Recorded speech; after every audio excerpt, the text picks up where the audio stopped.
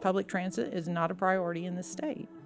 And we won't be able to do it intrinsically. We're going to have some support from the state level. Stephanie Poynor, everybody. Welcome to the show. Hey, thank you for having me. I appreciate you being here. I wanted to have you on because you are so active locally in the local government. You've been speaking at city council for years. You're the president of THAN, which is the Tampa Homeowners Association of Neighbors. Mm-hmm. You know all the elected officials. You meet with the elected officials. You have relationships with neighborhood leaders across the city. And it seems like to me, one of your major roles is working with the neighbors and trying to figure out what neighbors want out of a particular development, and then speaking those wishes at land use hearings. That seems like one of the largest roles you have. Am I right? Well, to some degree. What we want is for development to follow the comprehensive plan. And it doesn't matter what we want. Realistically, when we get up there and speak, it's does a particular project, is it consistent with the comprehensive plan? And if they can prove that it is, then we lose. But if we can prove that it isn't, then we win. Mm-hmm. And so it's really about competent, substantial evidence. And, but it's a whole lot easier to get a project passed that the neighbors have input in as well. It seems like that's a huge factor that's popped up, at least in the last maybe 5 years. Probably because there's so much demand in Tampa since like 2019, 2020. We've exploded in notoriety in almost every way. Ton of people are moving here, which also brings investors and developers who've identified this market as somewhere where they can do cool projects and make some good money, right? So when they come here and they do these projects, I think it's caused more neighbors to stand up and go, whoa, wait a second. Like, we don't want this in our neighborhood. The positive outcome in my head that could come of this is that it forces developers to work better with neighbors to create more quality development for the city. I don't think that's necessarily a bad thing. What I wouldn't want to see, though, is a good project get squashed because information gets out there that might be off base or is moving in a certain direction that is outside of the core maybe reason why the particular development would be good for the city. Good for the city could mean a bunch of different things. It could be good for tax revenue, could be good for infrastructure upgrades, but it could also come with challenges. So it seems like a lot of what you do is focused on development, right? To some degree, yes. To some degree. I mean, that's really... Maybe that's where the notoriety comes from. I think so. I mean, and it's kind of morphed over time. Yeah. That's where I got started. That's the overbuilding, and I'll call it that till the day I die. Stop overbuilding SOG, which is south of Gandy. That's how I got started in 2019. They wanted to build 300 units across the street from me, and I'm like, no. So what did you do with that information? They proposed this project, and well, that was kind of interesting because we knew nothing. I had never been to city council before. I had never been there to speak, and really had no idea what I was doing, or how to do it. I mean, it was kind of interesting. But so my neighborhood is right across the street, but only one house in my neighborhood was informed. Our HOA actually received a letter, but it went to the office. And so I'm like, what are you doing? Mm-hmm. So when we went to council, it was item number 12 on the agenda. Well, Rattlesnake Point, and I'm going to have to digress in just a second. Rattlesnake Point, they did all their comprehensive plans back in about 2005, 2006, where everything that was industrial on that peninsula had comp plan amendments. Yeah. And all that dirt right there is no longer dirt. Yeah. What year would this be, David? This looks old here. Yeah, this has got to be probably. But this is good to show because this is what it used to look like. Maybe at the latest. Oh, no, it's got to be after that. See, that's all industrial. So this is Yeah. 2017 here. So this is the area you're Okay. talking about. Yeah. So they had already changed the future land use for all those. They had already done the comp plan amendments for it. And the one right there, the first one, the square one, closest to you. Yes, that one. Here you go. Laser pointer. Oh, wow. Oh, don't let me loose with that. Anyway, so that particular place, they were number 9 on the agenda. And I thought, that's my neighborhood. I'm going to go up there and speak about it. And I said, this is stupid. And they had to cross over the railroad tracks to get into the development. And CSX actually showed up at that hearing. I've never seen him before or since. But, so I got up there and said, this is dumb. We shouldn't do this. And I gave kind of the same reasons why I thought that the one across the street from me was dumb. And oh my gosh, they lost. They lost. Yes, so they lost. CXX spoke against it? Yes, because they didn't want people driving over the railroad tracks. I'm like, that doesn't make any sense. Why would you make an entrance to an apartment complex on the railroad tracks? So, because the railroad tracks run all the way down Tyson. And at that time, Chemical Formulators was still there. It's where that little U shape goes up, the property to the west of that, towards the front. It's not Chemical Formulators is gone.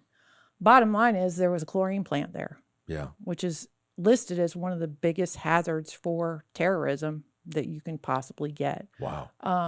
So bottom line is this project got turned down. That was the first FLUDRA, the Florida, it's a mediation process that they go to instead of filing suit. That was the first FLUDRA for the city of Tampa.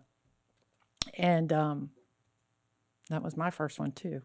So bottom line is they lost at city council. They appealed it. But when number 12 came around, an hour or so later, Councilman Dingfelder said, there's a bunch of people still here in red shirts, and they actually, I think they came for this particular project. Do you think you might want to continue this and talk to the neighborhood? And that was Truett Gardner. And Truett says, yes, we will. Thank you. And so they continued it, and we had sit downs and talks about it. And we talked about, and of course, the first project, this project on Rattlesnake Point, both of them ended up in mediation. We've managed to keep the development south of Gandy since we started all this at below the maximum density without a bonus. So CMU 35 is 30 units to the acre without a bonus.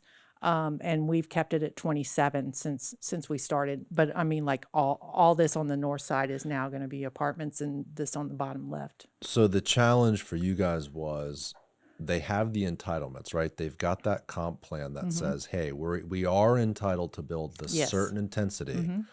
And your group came in to basically try to, maybe stifle's the wrong word, but like not allow them to do a full maximum in this particular location because of some of the negative externalities it would cause in your neighborhood, like traffic or et cetera. At that point, I was still naive enough to think that we could just whoop them and send them home. Right. But that's not how it works. Right. So, well, I wanted to talk about that what too, you want right? to do is get a better project. I mean, it takes time to understand. I mean, when I sat down with Truett Gardner for the first time, I said, I want us to do Section 8. And he's like, we don't do that.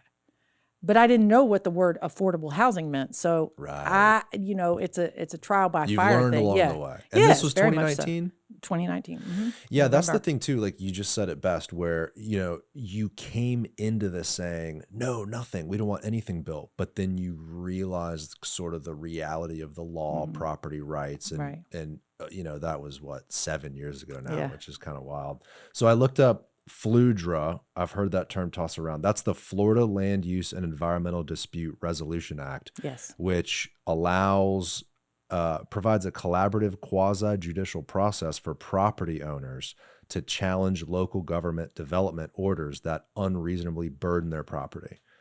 So you, being the property owner in the area, are saying this development burdens you? No. So that process is brought on by the developer. They're saying that. Oh, they're challenging the denial. Yes, at they're council. they're challenging the denial. So Got the it. FLUDRA is it is basically the city sitting down with the developer and coming up with a better plan, that's the easiest way to say it, is they're going to sit down together and come up with a better plan on how to move forward. And then it still has to come back to council. There have been a few times that it has been sent, that council has still denied it. One of them has been the Harbor Island hotel thing. Yes. And that's the one that's still a mess. Right. I'm trying to think. There's maybe the synagogue on Bayshore, 2714 Bayshore. I think maybe they went to Fludra, but I think they came back with a different plan, if I remember correctly. I think they've came There's back been a lot with of 3 different plans on that one. There was the first initial, the second, and then the most recent. Right. And I don't remember. I know Which we went to all 3 got Fludra. denied. We went to Fludra, but I don't remember whether they dropped the Fludra and then refiled with a different plan, or whether they. It's been a while. I've slept since then.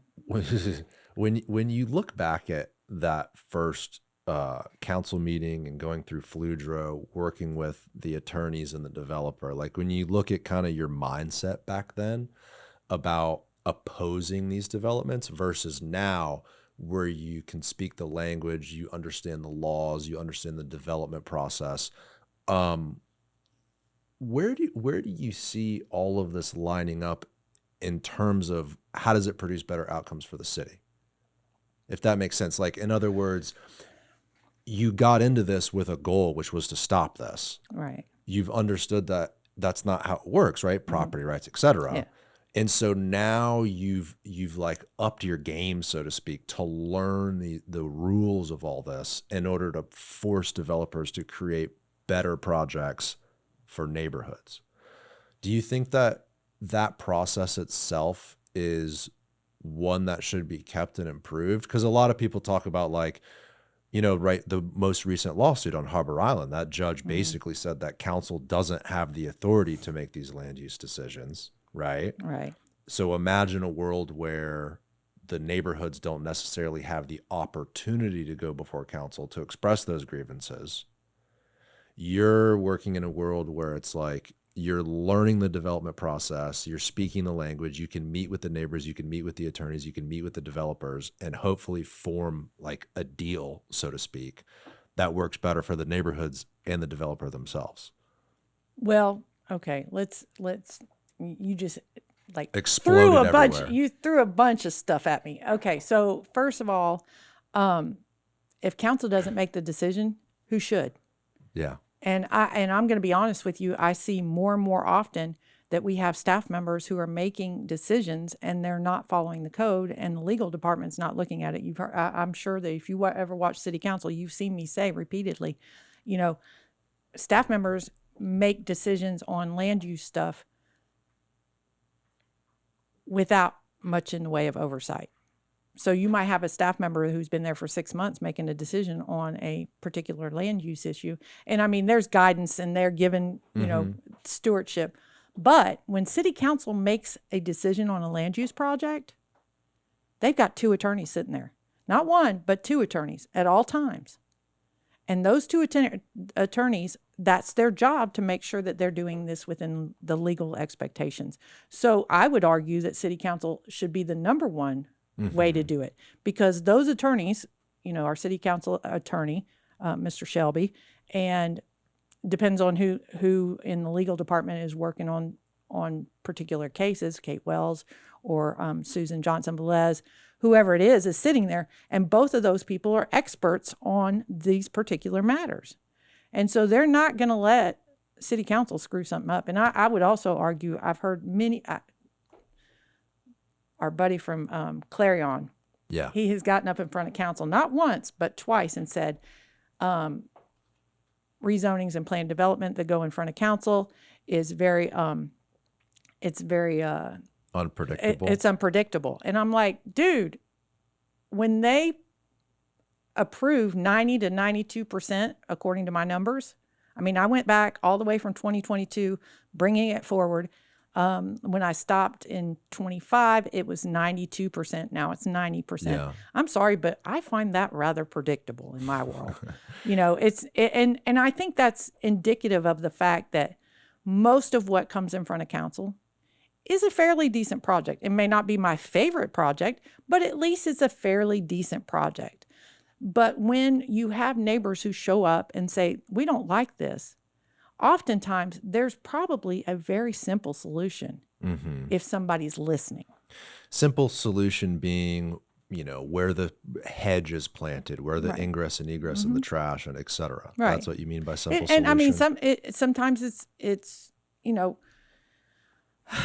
it's just different every time. You just don't know what the solution is for any of that until it comes forward. Well, I think that's why someone like the person from Clarion and others would say it's unpredictable. It's not so much the top line of every deal that comes before council. It's those really, really maybe more intricate or special circumstance plan developments that kind of don't fit into the current code.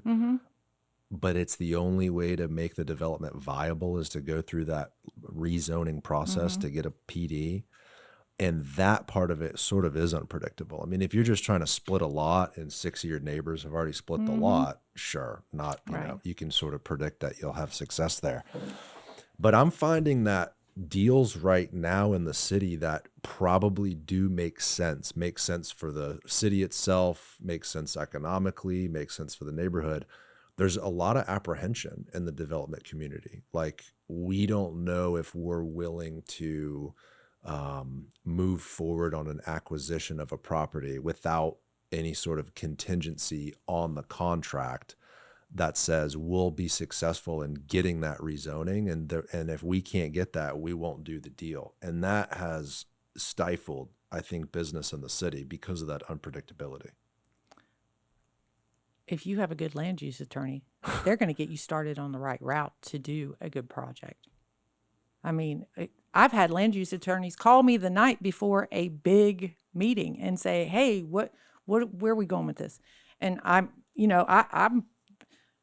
don't mince words with anybody, and I tell them the truth, just like everybody else. And honestly, Carol Ann Bennett, who is my shout out Carol Ann. Yes, that somebody called us the Twin Towers the other day. I thought that was funny. That's perfect. But the bottom line is, Carol Ann Bennett is she is the data hog. She's the person who digs and digs and digs. And when I first met her, I would have sworn she was a librarian for her whole life because she's just that awesome. But anyway, my technical situation is very different because, yes, I'm going to learn about the project, but I'm not writing my speech until I'm sitting there in council. And why do you wait? Well, because I want to hear what the applicant's going to say. And oftentimes the applicant gives me all the fodder I need. And so when you have a crappy project, it's really, really easy to just shoot holes in it. And I hate to do that to people. I'm like, because sometimes I have land use attorneys that I really like, and I'm like, and it's not that there's a problem with what they're doing. There's a problem with what the person who's paying them a lot of money won't listen to them. How do you gather, I mean, besides what the applicant is saying, how do you gather what about the development makes it not good? I mean, especially if it's not South of Gandy, if it's not in your community. Yeah, it's different from my community. It's totally different for South of Gandy. And I was telling you, that's how I met Lynn Hertak. So somebody called us about the project at the corner of Sly in Nebraska. And I don't remember who it was. And they said, hey, our folks are wanting to learn more about it. And we got on a Zoom with 5 or 6 ladies. I remember they were all females. And Lynn was one of them. And the first thing we asked them was, what kind of density are you guys at? And, how many units per acre? And they were like, what? And so we were like, well, you don't want this density. And they're like, no, we do want this density. And Carol Ann and I are both, oh, okay. We're not in South Tampa anymore. anymore. We're not in South Tampa anymore. So that was our very first experience with everybody's different. The neighborhoods, there are some similarities throughout the community, but there are different neighborhoods who want different things. So they expressed to us, hey, we want more density. And so one of the conversations that we had was about affordable housing. And some of the ladies on there didn't understand that affordable housing doesn't necessarily mean Section 8. So we had the conversation about that, and they were like, "Oh, wow, that's great." So they asked for some affordable housing in that project. They told us the other things that we wanted. We sat down. I think Tyler Hudson was the attorney for that particular project, and I think they did get some affordable in it. But just talking to them, that was like a light bulb moment for both Carol Ann and I, because we were like, "Oh, Yeah. people actually Interesting. want this? Right. Oh, that's cool." So we can't always say that, not every neighborhood doesn't want it. But then, like, my community is like, okay, we're full. Go build something in Sulphur Springs. Go build something in the places where they want density. People in Tampa Heights want density. So give that to them. But yet we have this weird process in the city where, like, our mobility fees are cheaper in South Tampa. Our water fees are cheaper in South Tampa, those infrastructure fees. And I'm like, why, if you want... They're cheaper in South yes. Tampa than in other neighborhoods. Yes. It's crazy. I'm like, if you want people to build elsewhere, why wouldn't you make those fees... like the West Shore district? Right. They're higher to build there than they are in South Tampa. I'm like, why? It makes zero sense. Are you talking about, you're not talking about the utility No, I'm talking about the impact fee. The impact fees, the mobility impact fees. Now, I did realize, and I said to them, because I looked at the data said that the reason why the impact fees are lower in South Tampa, because we do more trips. Well, of course we do more trips. We're at the dead end on a freaking peninsula. Yeah. We got to go there to get out. But so when you take that into consideration, some things just don't make sense. And that's one of them. I also think, this is a different conversation about fixing our infrastructure in the city, but it's like, dude, the whole city needs sidewalks and pedestrian infrastructure and potholes filled and roads repaved. So, like, trying to whittle down different districts with fees, it's like the whole city needs that. Right. I mean, South Tampa in particular. If the fees are lower in South Tampa, that doesn't sound like that gets us closer to... You said they're lower, right? Yeah. That doesn't get us closer to fixing our roads and our sidewalks in South Tampa. No. David, go back to Rattlesnake Point real quick, because I want to ask you a question in regards to... And the question premise is going to be basically like, how do... do you go in this, because this deal you basically described, you went into on Rattlesnake Point with like a hard stance of, I don't want this in my community at all, went through the process, and then there was a middle ground that was found, it sounds like. Not to say this was good planning. It's not necessarily what I agree Sure. to. It's what the city attorney's office and the attorneys for... But you said it was less than maximum. Yes, it which was. you felt was a win, so to speak. Exactly. So we have a railroad here. We talked before we hopped on here about transportation in the city and the streetcar and all that. It's like, if this had a transit hub in this location, would you be more accommodating to a development on that particular peninsula? I'm not going to have much of a choice, because it's all been... the future land use for all of it's already been changed. But looking back, right? But looking back. No, I don't think it would be as bad if we did have... So that those train tracks now are not used anymore. When Chemical Formulators was the last client that they had. So it runs all the way down to that last road going north. Well, we're talking in total hindsight, obviously. But I mean, if we had train service, and I'm going to call it like I used the example earlier, is Nashville, Tennessee. Nashville is using CSX tracks. Yeah. How'd they do it? Who did it? Why don't we do it? Have we lost something? I don't know. But the bottom line is that if we had those tracks, and they run all the way from McDill, they run all the way from Picnic Island, all the way out and around through the city down to South County. Yeah. If we had that train service running, oh my goodness. Yeah. How many millions of miles would be off of people's vehicles every year? What I'm kind of getting at is, if the city and county and frankly state put more resources towards transportation, it sounds like people would be more accommodating to growth in their community. Yeah. Oh, yeah. I believe that. Is the number one concern you hear from the neighbors you talk to and everything you've gathered, is it traffic on the roads, is that the biggest grievance you hear? I hear a lot about traffic. Yeah. I'm sure you hear a lot about traffic too, because you live south. But I mean, like right now, they've got Manhattan closed. Oh yeah. I mean, North of we're torn up. yes, and McDill's been closed, period, intermittently for the last couple weeks. Bayshore, they were changing out light posts, so they had it slowed down. I'm like, really? Y'all can't figure out? They're supposed to be coordinating this. I was just happy told that they're they doing the purchased. work. Yeah, I'm glad that they're doing the work, but I mean, realistically, it makes it kind of hard to get to the grocery store some days. But when you double our dwelling units, and that's what they've done since, and not all of it's built. I mean, this last one here. How do you use this joker? This last one here. This is Southeastern's property. Where's north of Salt Shack? Yeah, north of Salt Shack. That's Southeastern's property, and they're still working on it. And they've sold part of it to somebody else. They're putting townhouses in instead of apartments because, I don't know. Is that the most recent speculate. view, David? Yeah, because but that's still behind. MAA is finished, which is the one at the bottom. So do you know anything about that development on the corner? Do you know if it includes any commercial at all? Which one? The bottom left, MAA. Yes, there's supposed to be some commercial in it. Is there? We always ask for some. Yeah, there's supposed to be a restaurant, I think, and something else. My guess is it probably has not been built and probably will never be built. The Chris Pont restaurant, right? Maybe. I think that it's might going be to be like we do need some nice waterfront restaurants in the city. But by commercial, I'm going towards like a Duckweed or like some sort of a retail.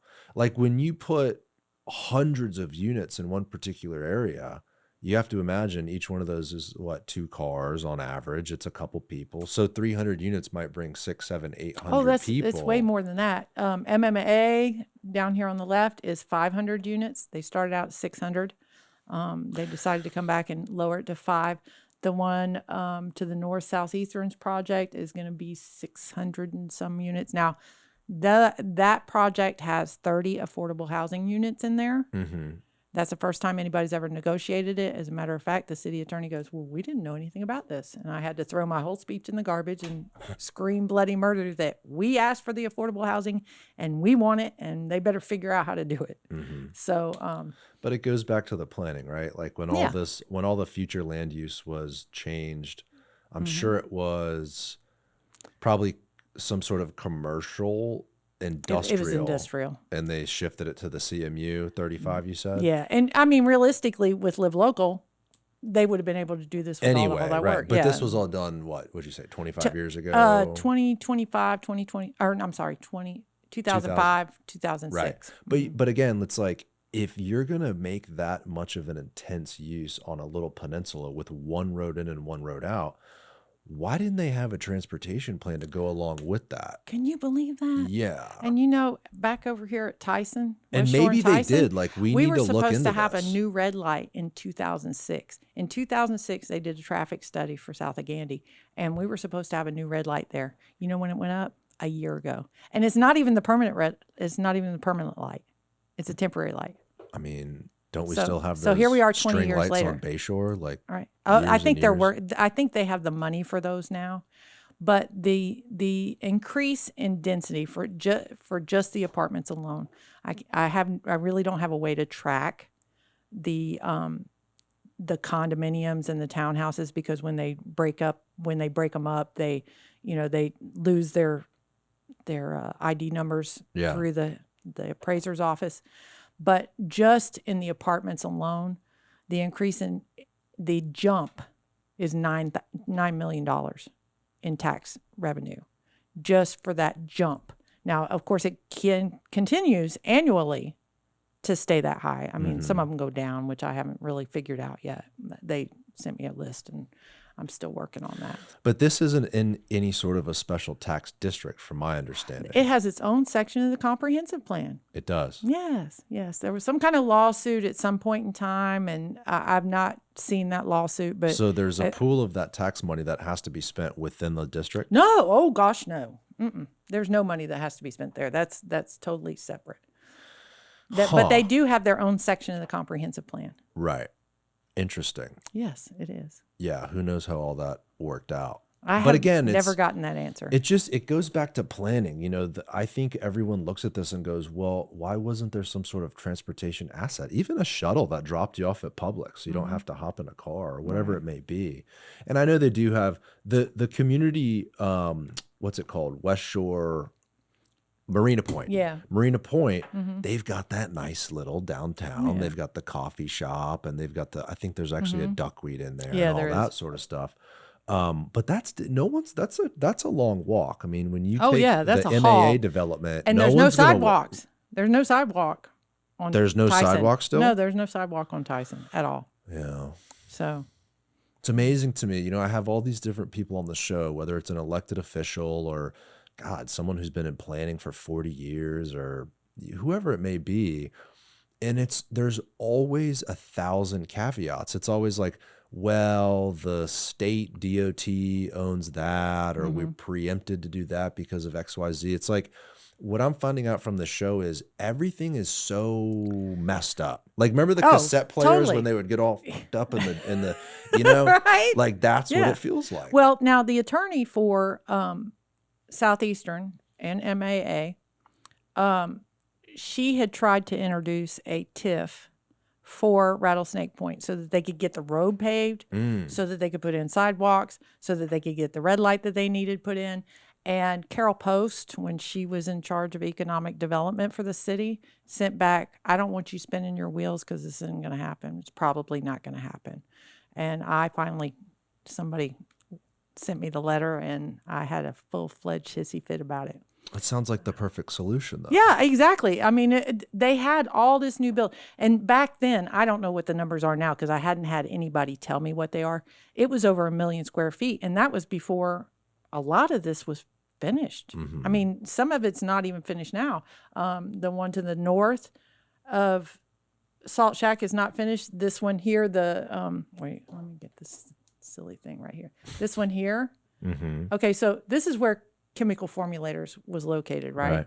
And so these guys come before city council. You asked me about dumb projects. Okay, so this little E shape that's facing down was actually part of Chemical Formulators property.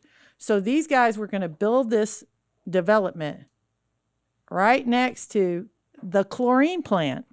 Okay, a chlorine plant. Wow. And they said, but we're going to build a 10-foot masonry wall.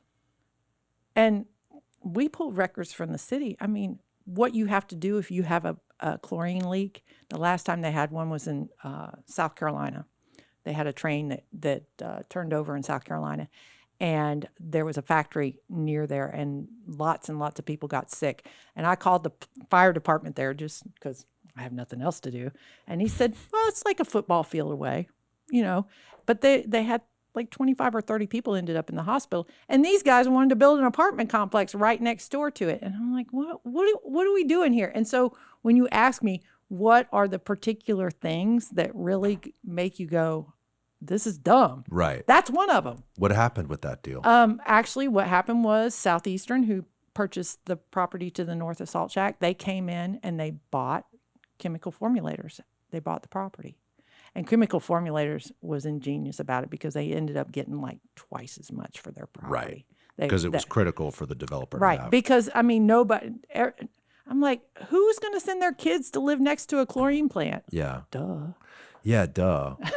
Well, the whole thing is duh. Like, Right. it's so crazy to me that all that intensity would go in one particular spot, But it's also like you said earlier, how the staff of the city and the planning commission staff, they're basically saying whether something is inconsistent or consistent with their plans and their particular department. Right. Right. And so when you look at these deals, they have to say it is consistent because, like you said, 20 years ago it was changed, right? So they've got the future land use. So a developer comes in and purchases the land and does have an argument that says, hey, we can build something Right. here. Yes. Some of the nuances we're talking about Right. are basically negotiated. But we go back to, I mean, when city council looked at staff during that hearing and said, don't you think you should have told us that there's a chlorine plant next door? And staff said, well, that's kind of city council's That's what they do. Because staff they have, I don't want to call it a checklist because they really need a checklist, I think. But they have a checklist. Does it meet this? Does it meet that? Does it not meet that? Whatever. And you get through the list. And so it's very black and white for them in many Correct. cases. But when it's not black and white, they're making decisions, and this is my personal opinion, they're making decisions and it's not black and white. It should have to come in front of council because they should have to hear. That's what city council's for. City Right. council is for things that are not black and white. The Right. staff of the city and the staff of the planning commission is to say, yes, this development is Right. absolutely consistent, but it's for city council to have the Right. discussion about And like that's the what chlorine and the neighborhood and all that. And that's what petition for reviews are for. When staff makes a decision and the owner doesn't like it, they can do a petition for review, and then it moves in front of council. What do you see do you think the relationship generally in the city with the neighborhoods and the developers has improved since you started working on this in 2019? Not in this location, but generally. I'm going to say overall, one of the things I always say is that city staff, as a rule, are a class act. I mean, I can count on my fingers how many people I've had issues with over the years. Even if I'm a giant pain in their ass, they're still respectful to me. They're still nice to me. They still speak to me kindly. Honestly, I think they do work really hard to have that culture. And I have to I will always give credit where credit is due in that situation, whether it's somebody who's been there 6 months or 6 years. Mm-hmm. Like I said, I can count on one hand how many times I've had a problem with staff. More often than not, it's an understanding issue if I'm getting something weird. But I think they do pay more attention because they want to know what kind of problems we're going to bring to the table because it saves everybody time and energy. Right. There's no reason to ignore us if we have a good point. I mean, I sat down and read the first 12 pages of the LDC. The first issue that I came up with is it says that front porches that come forward so far cannot have any railings and they can't have any screens. And I'm like, obviously whoever wrote this doesn't have any little kids because they're going to fall off the freaking porch. I mean, duh. Yeah. I mean, if it's up a foot, you end up with a kid falling in the yard. Mm-hmm. And that to me makes no sense. And so that'll be one of the feedback things that I send to staff and say, look, you got to take this kind of stuff into consideration.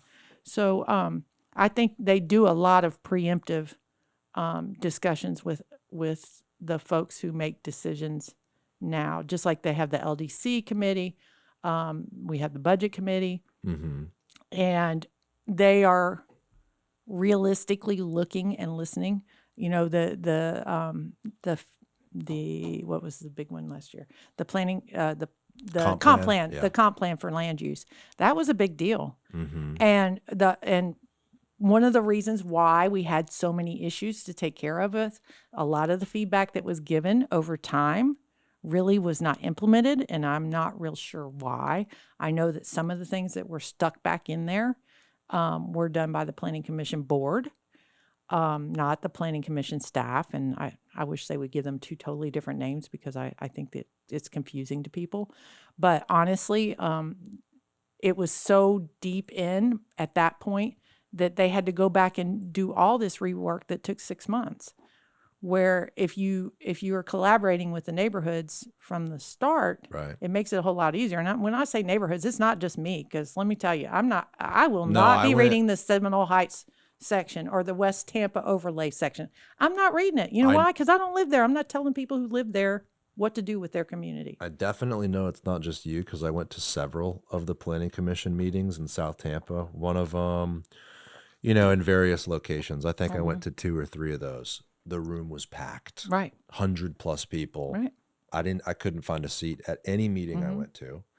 Standing in the back listening, and people were fired up with their opinions. So it's not just you at all. Right. And the one at Madison, the air conditioner wasn't working.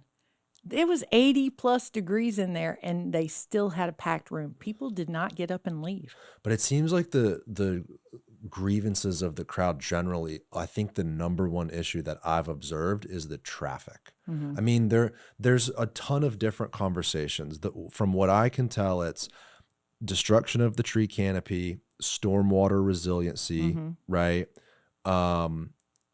But transportation seems to be at the forefront. I think if people could get from A to B easily and they weren't stuck in traffic and we had good transportation assets in the city, I really don't think you would get crowds like that. I think people that have lived in South Tampa for because I can really only speak to this community. Go ahead. You can say something. Well, I don't necessarily think that's the case. I think that, and you've been on the SOG tour with us, and you've seen how much from the last comp plan. You know, when the city takes it, they say, oh, since 2020. I'm like, no, we're going back to the last comp plan because this is when they've set the rules for this. And so we're going to work from that point forward. But in particular, in my community, which is west of Dale Mabry and south of Gandy, you know, they have doubled our dwelling units. We are probably at the 20,000 unit mark, where when, you know, in 2016, we had right at 10,000 units. So I need to pull that from the GIS guy this year. But the bottom line is when you do that to a dead end, it's not like we can get out going every single way. When we were just talking about, there's 4 or 5 routes really out of south of Gandy, and for them to ignore the fact that we are so compacted in there. And what really annoys me, probably more so than anything, is MacDill Air Force Base is very top heavy. It's not young baby airmen, so they don't even have any training at MacDill. So most people who are there have been in the military for at least 10 years. They have families. So when they built, 8,000 apartment units south of Gandy, they built 6% of them, 94% of them are 1 and 2 bedrooms. Wow. Only 6% of them are 3 bedrooms. So you didn't even build anything to meet the needs of the 30,000 employees who work at MacDill every day. Well, those developers are looking at big data, though. You can't get the money to build a $50 million project if you've got your demographics wrong. So, but that's what amazes me. I mean, every traffic study, and when I started with the traffic studies, they run from 7 to 9. Well, do you know how many people at MacDill go to work? They walk in the door at 6 a.m. The gates start, the extra gates are open from 5:30 until 8. So they're like, well, this is what the standards are. And I'm like, but you're not looking at the uniqueness of the community and the uniqueness of this economic engine that does not work from 9 to 5. So that was one of the biggest obstacles, is getting them to understand that, hey, this is not a normal situation here, with us being at a dead end next to, probably one of the most top heavy military installations in the world besides Washington, D.C. Yeah, it is kind of crazy to see the traffic go in and out. It's hard to tell the military what to do because their job is super, super important, especially right now. Yeah, they got a lot going on. But it is interesting, like the traffic that accumulates, especially on Bayshore, south of Gandy, is so extreme. It'd be interesting if they could like stagger the times they have shifts, but they have a lot more important things. Yeah, to they have work more on, important things to talk about, but you also have a problem with a base commander is usually a colonel. And so Com and CENTCOM have lots of people who are much higher than colonels, and multiple. And so you have that, and a base commander comes in for 2, maybe 3 years. So, anybody who's doing any job of any type, it takes you 6 months to learn your job. Then it takes you another 6 months to make the changes that you want. They're not focused on traffic and balance. Yeah, and they're not worried about anything outside MacDill Air Force Base. Outside those gates are really not their problem. Let's go back though real quick to what I said about those meetings, some of those big issues I identified right in the crowd. And I said transportation seemed like the number one reason people have a problem. Right. And I said, if transportation could be better solved, right? There was less traffic, if we had transportation assets, you wouldn't get a filled room. And you said you don't think that's the case. No, I think you still have other issues with the density, with the fact that But we don't have any. wouldn't the density be more accommodating if people could get in and out more efficiently? Like what we said earlier about Rattlesnake Point, like that train line in there. If that had, yeah, I mean, if we're, that was we're there. talking like Or super up in the air even if right they now, had but- continued the thing with the ferry from South right. County. I mean, Correct. that would have taken thousands of cars off the Yes. road every single day. Yes. And then we got a new BOCC who thought they knew better. I mean, we had gotten money from the federal government. McDill was going to have their own dock, to have that ferry there. Was it a car ferry? You drive on it? No, you don't really need. I mean, Because you on could base, park, it's very small. You could park on the mainland, hop on the ferry, Right. get off on the base. You could park in Apollo and then the base Beach could and have a it's- shuttle or whatever Yeah. it may be. Yeah, but what I'm saying is the only thing we seem to be doing in the particular developments we've talked about, like Rattlesnake Point is, I think, the best example of a terrible planning and a terrible development probably in the whole city. Okay, but when we look at that, it seems like the only thing we're doing is adding the density. They didn't put the freaking traffic light first. You said, now, I don't know, but I believe you. There's no sidewalk there. No, there's not. I think, I mean, I go to Salt. I like me some Salt Shack. Well, I'm I a Hula like the Bay. fish I tacos. prefer Hula Bay. You like personally. hey, I don't mind Right. Hula Bay. They have good sushi. They do. I've been to both. I take my But I was in-laws just at there Hula when Bay they're in on town. Friday, and there weren't any sidewalks then. Okay, well, so. as of Friday, but also the road. The road Oh, is the all road. fucked up. It's Oh, it's it a was terrible awful. road. They finally So- paved it about a year ago. so I could probably tell you exactly when it was because I sent the land use attorney a text and said, "Look, they paved your road." What else? Lack of trees, Right. Oh, yeah. et cetera, et cetera, et cetera. The trees are ugly. My whole point is, it seems like the only thing they're doing is adding the density. And maybe when that's isolated, meaning if that's all they do, well, then yeah, it's a huge problem and everyone rallies up and everyone's upset. I mean, Right. but what if there were wide sidewalks? What if there were shaded sidewalks? What if there were benches? What if the city said, you know what, all this density is coming here, we're going to purchase some land and do a little park.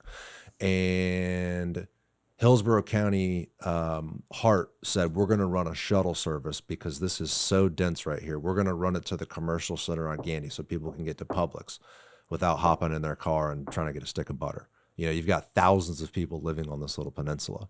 I mean, how many units is on that peninsula right now? It's got to be at least 1,000, right?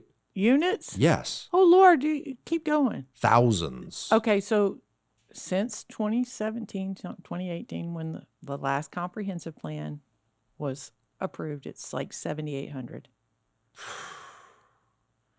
That's the new ones. That's not even the old stuff. I have to go back. Nobody's asked me that question for a while. This is one of those things where I'm like, oh, Well, if I'd have known. So you understand where I'm going with all that is like, Oh, yeah. if this entire development was thought of more methodically and you had that infrastructure in place with wide sidewalks and a nice new road, In a right? grocery store. Yeah. Or a gas station. There's not even a gas station west of Dale Mabry and south of Gandy. There was one. Nope. There is No, not- maybe that's nope. just a food mart, but it looks like a gas Yeah, station. it's a ratty looking thing. Yeah. Yeah, my buddy no got gas his car stations. stolen there. We have no gas stations. Yep. They rezoned this property down here. Let's see. This is okay. So right in here on this side, they rezoned it to be able to put a gas station in, which Yeah. of course I supported because we don't have a gas station. So, but they didn't get a gas station vendor. So now they have rezoned. Well, they did a live local. Townhomes. They did a live local for all this 200. It starts about here, 236 feet of this frontage. And then they want to put a 7-story building on there. Apartments. Yeah. More One of bedroom. the same. One bedroom. One bedroom, Yeah, more yeah. of the same. One bedroom. Well, look, So- the city needs housing. This is the Okay. problem, and this is what I'm trying But to we get still to. need a gas station. No, That'd of be course, nice. of course. But what I'm trying to get to is these this intensity, right? All these apartments would be much more accommodating in any given neighborhood if you had the other, not only commercial services like gas stations and grocery Exactly. stores, but also transportation assets. And Right. I'm considering a transportation asset like a nice, long, safe Right. sidewalk, Exactly. safe crosswalks, Yep. shaded trees, Yep. parks along the way. So the question is, for you is that something you've pressed for in our local government? Like, I understand you're very focused on development, Okay. but there's another Oh, piece no. of advocacy. And so let me tell you something. You should see Carol Ann Bennett's list of sidewalks. She is on it. Well, we would have had her in here, but Yeah. I'm on the yeah, LDC you guys can't do it. advisory Sunshine, board. which Sunshine. sucks. Anyway, it's not like you guys are making money from this. So, No, But- I just show up downtown, hockey games going on. Right. I can't access the city email. I got to pay for the parking. I don't know. Maybe I'll send the receipts in at the end of this whole thing. that's right. Well, you should have a code to get in. I You know don't I have have a a code, but Okay. I park and I can't find it. All Whatever. right. Anyway, So, yeah. Now you've got me squirreled. What were we talking? we were talking about. There's been a large emphasis on the development Right. itself, but what about advocacy for the things that Yeah, okay. So the mitigate those sidewalks negative and the roads externalities? and all that good Yes. stuff. Okay, so number one, back in I think 2021, I know it happened in October. So there was a loophole in the code that nobody really had to pay into the sidewalk fund. I don't remember I'm sure you talked to Emily Hinsdale about this. See, my mental thought process is when I have somebody who like picks up on a certain particular thing and they want to run with it, I'm like, yes, Yeah. you go. You let me know if I need to support you. No one can pay attention to all exactly. These So little I details. have to like give that away. But Carol Ann, she loves trees and she loves sidewalks. And she loves to walk in her neighborhood. So she wears them out about sidewalks all the time. So, but the bottom line was they closed the loophole, but then they left the fee for sidewalks at $29 a foot. Well, heck, it costs, I'm going to just roughly, because I'm not a developer. I don't know anything about development. Well, I can tell you it's not $29. No, it's not. foot. Yeah. So it's like $100 a square, $100 a foot. We'll just say that Sure. randomly. But the bottom line is that they left it at $29 a foot. So everybody wants the city to just, we'll just pay into the in lieu of fund and we don't have to. It's and so- cheaper. Exactly. It's Yeah. much cheaper. I would want that deal every day of the week. So you can't blame them, but we finally closed that loophole in the last year or so. And so that's helping. And it's because now it's $230 a foot, which I kind of wondered about. But hey, I didn't make the rule. That's what the experts said that they needed. So by God, give it to them. But does everyone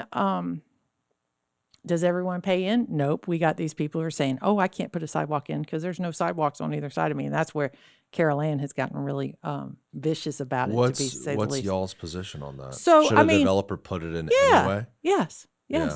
I mean, I was out handing out palm cards for a candidate in the last 60 days or so. And when I did, I thought, I saw some of the strangest sidewalk situations. I'm like, oh, okay. Well, why would they do that with a brand new house with no sidewalk and got two brand new houses on either side of them that that have sidewalks and you didn't close the loop? So, but I also, by the same token, I talked to, Kevin Robles from Domain. He said, you guys have increased the width from 4 feet to 5 feet. Does it really need to be that wide? That increases impermeable surface, which, I'm against anyway.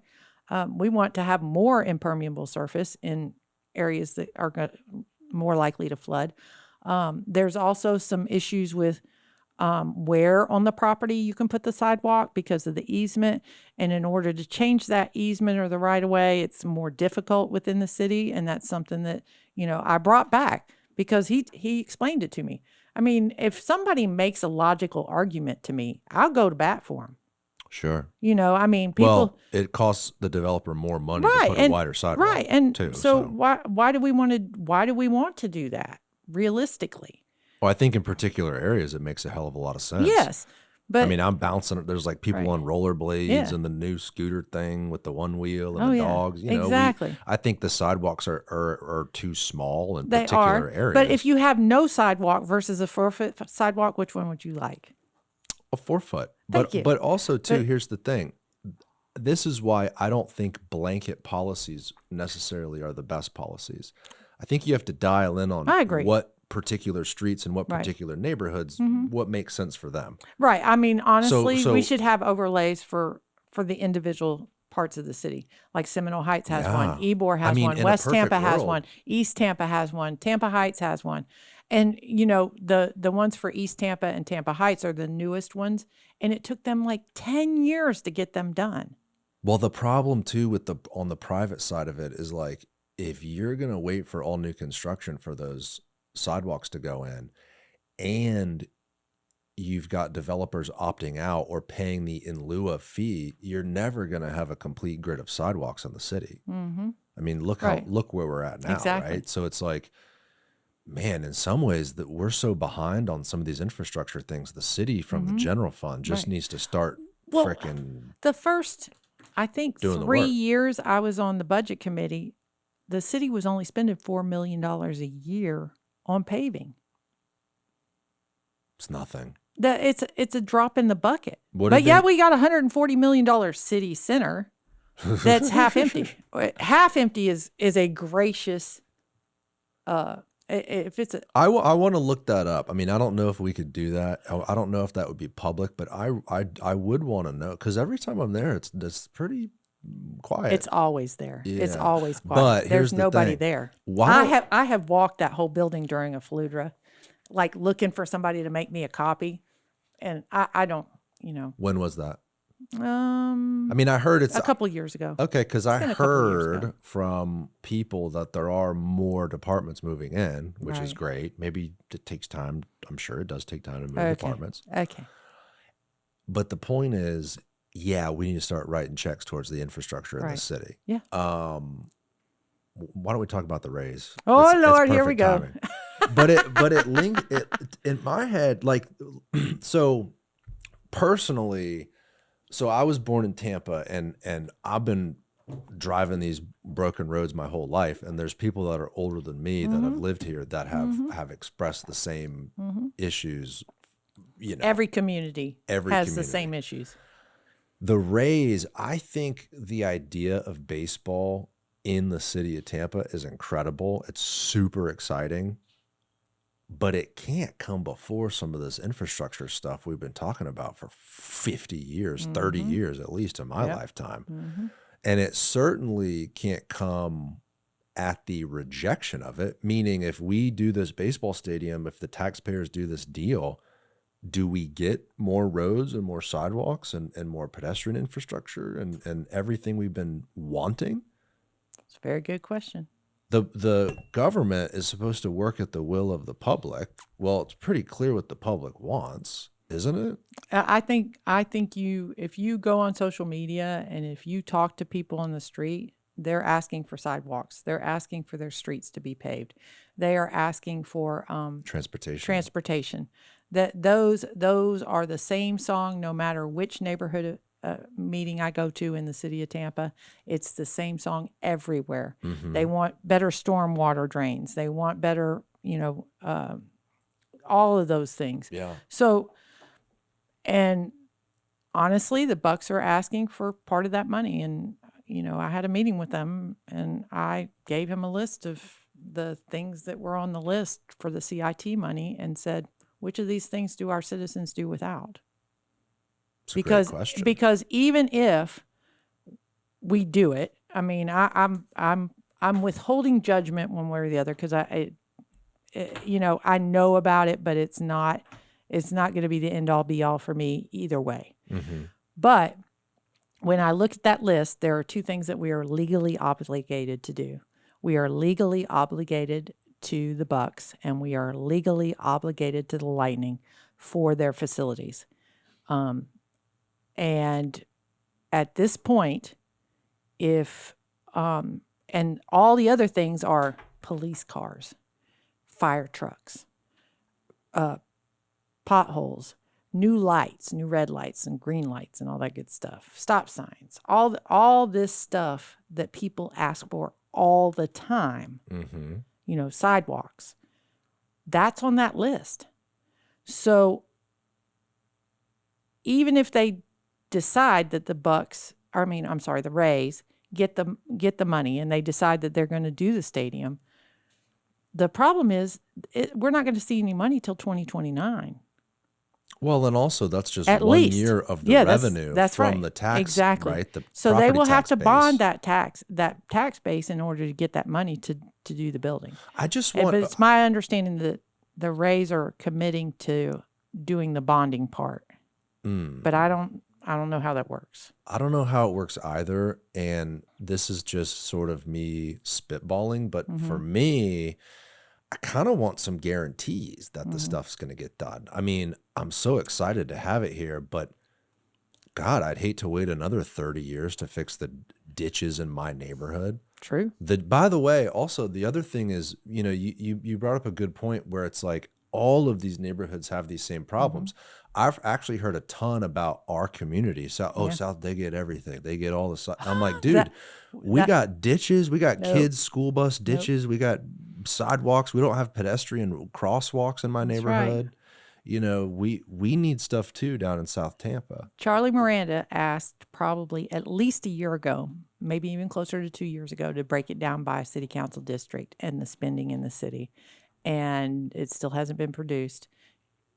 Chief of Staff John Bennett came to the budget committee to see us, I want to say 3 months ago, maybe 4, and said, hey, what kind of parameters do you want in this? Because it got handed off to the budget committee. And we had discussion about it, and we'll see. I mean, it's a good chance for you to remind me to poke him. But I would like to see some of that. But I mean, the folks who live up near Ray J, they have flooding there too. Right. They are concerned about the stormwater runoff also. The other concern is Drew Park.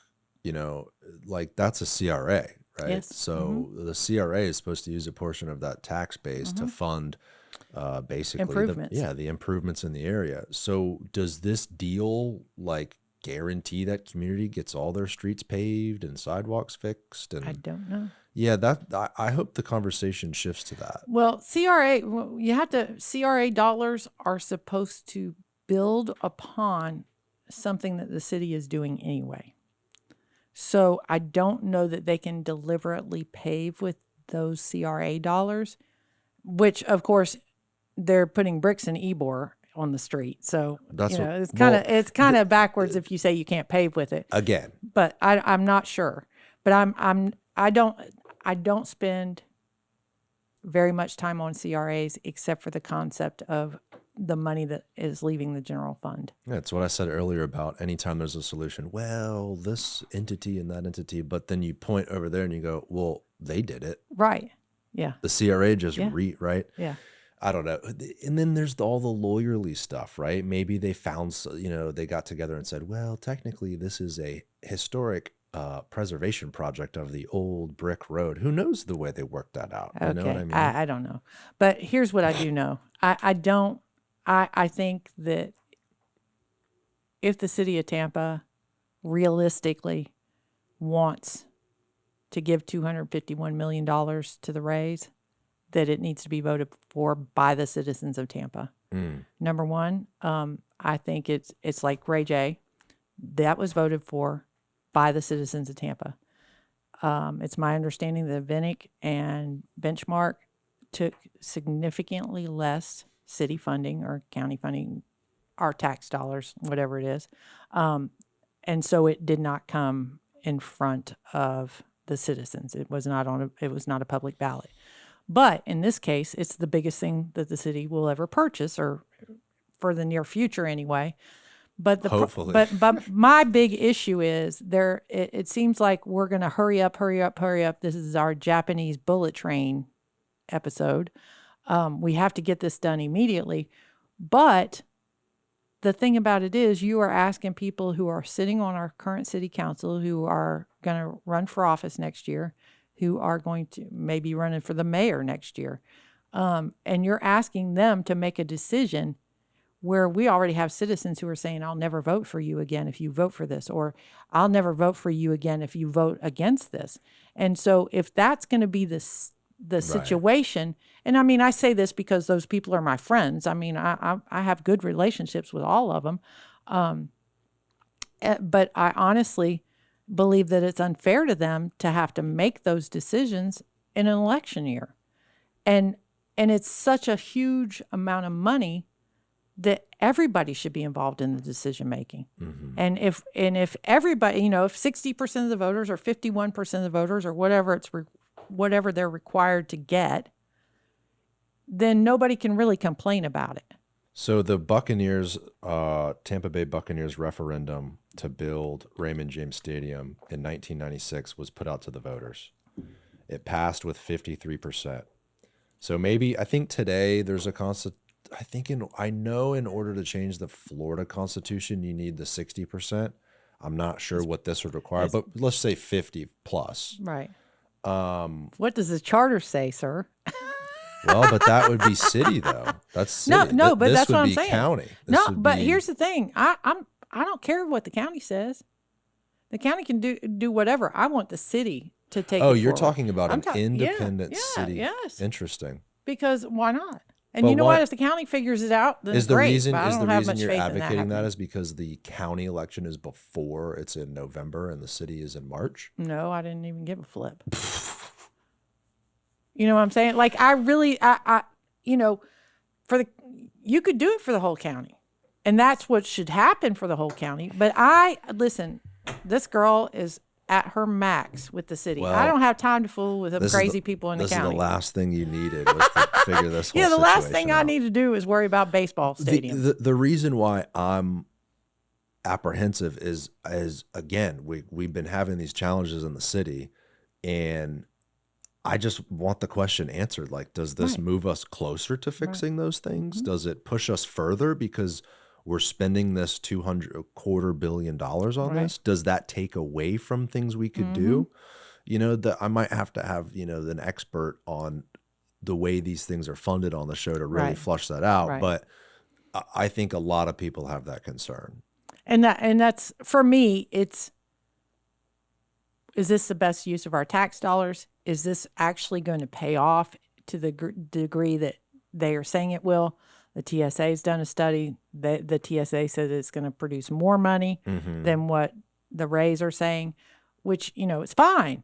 But I think that when you make a big decision, and your kids are still little, but if I was going to make a big decision, like I'm going to leave and blah, blah, blah, and my kids are teenagers, I'm going to have a conversation with my teenagers about it too. Mm-hmm. I'm not going to just do that without talking to my kids. So ultimately, and we're talking about adults who have opinions on things. And what I'm seeing on social media is not, just blind support. Yeah. I don't see blind support. And I also said, when I spoke with the Rays, I said, listen, you have got to work really, really hard on transparency. Make it short, make it sweet. You're going to have a big, long document, but you need to have something that's 4 or 5 pages total. And I pointed out to them, I said, listen, here is a page from the budget presentation that was asked to answer 2 questions. Number 1, how much are we bonded? How much are we in debt at this point? And number 2 is, how much bonding capacity do we have? So how much more can we bond? And the presentation took like 3 hours and 72 slides to answer 2 5th grade questions. They have a lot more zeros than most 5th grade questions, but 2 5th grade math questions. And instead we got a 72-page slide. It was ridiculous. What was the answer to the 2 questions? You know what? I had to dig through it yesterday. It took me a while. I don't remember. So even being presented with the information, you still walked away like, okay, I still have to. I have to go home and study it to figure out what the answer was. That's the disconnect generally, not in the city but like the country with just the way our country works is most people have a consensus on things we need or things we want, right? Like we all want the roads to get fixed. We all know that we have transportation issues. But it's the challenge of getting there, and it's the challenge of building consensus on the right way. Maybe it's not even the consensus. Maybe it's more so the bureaucracy of it. You know, like why couldn't that have been answered very simply for you guys? Right. I mean, but And that's why can't this be answered consistently the simply, problem. right? Yeah. Why can't the information come out about here's the money the city is investing and here's what the city gets in return? Because the only thing I've seen is like, well, you get baseball and you get Right. this mixed use development that's going to provide X jobs or X this or X that. But those are all market based predictions, right? It's Right. like what happens if we put in the $250 million and then we don't hit those metrics Right. and we can't pave the roads in our neighborhood that we kind of thought we were, Right. you know? How So do you deal with that? and don't they want an answer from local government pretty quickly? Like Yeah, and that's part of the problem. You know, when in this city, when anybody is in a big hurry to get something done, you should always wonder. And I'm not saying that that's the Ray's method. I'm just saying we have been shell shocked too many times with stuff being railroaded through. Yeah. We got to do this. We got to do this. We got to do this. We got to do this. And then we find out later it's a really crappy idea. And I'm not saying that that's what's going on with the Rays, but you know, when you've been slapped around a few times, you get hesitant about being slapped around again. Right. And I think the bottom line is the shit's not done. Like Right. we don't have the sidewalks. We don't have the right storm water resiliency projects that are accomplished. The pedestrian infrastructure. We still have potholes everywhere. I think if all of that had been done in the last 8 years, 10 years, Right. maybe we would be like, fuck yeah, baseball, Yeah. sign that check, Exactly. man, you know? Exactly. And I think we been that doing that same, all along. that's what I was getting to earlier with development. I think if that stuff had been really, really focused on over the last decade, we extended the streetcar, we've boosted the stormwater resiliency, we've done those projects that we've been talking about for 40 years. Had that been done, Right. maybe people would be more accommodating to the development community. Had we had CPI increases on our development fees. Right, because that wasn't raised No. since 1989. The mobility fees had not been raised since 1989. I'm so apprehensive with it all, though. Like, does that even move the needle? Well, they gonna won't even be able to catch up with the county or what our costs are for years. I mean, it's got to be in over a 5-year plan to increase that kind of stuff. And so when people look at it, they go, "Oh, well, that's it's okay." But when you start adding it up, and I believe when they presented it, they said, "Oh, it's not that significant."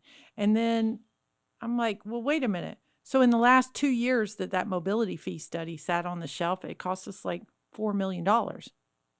How many more roads could have been paved with the $4 million? What do The you extra mean? $4 million. The study Yeah, was the study $4 million? no, the study. Okay, the study. The first time I saw the study was in 2023. They didn't pass it until last fall. So for 2 years, that study did not go in front of council.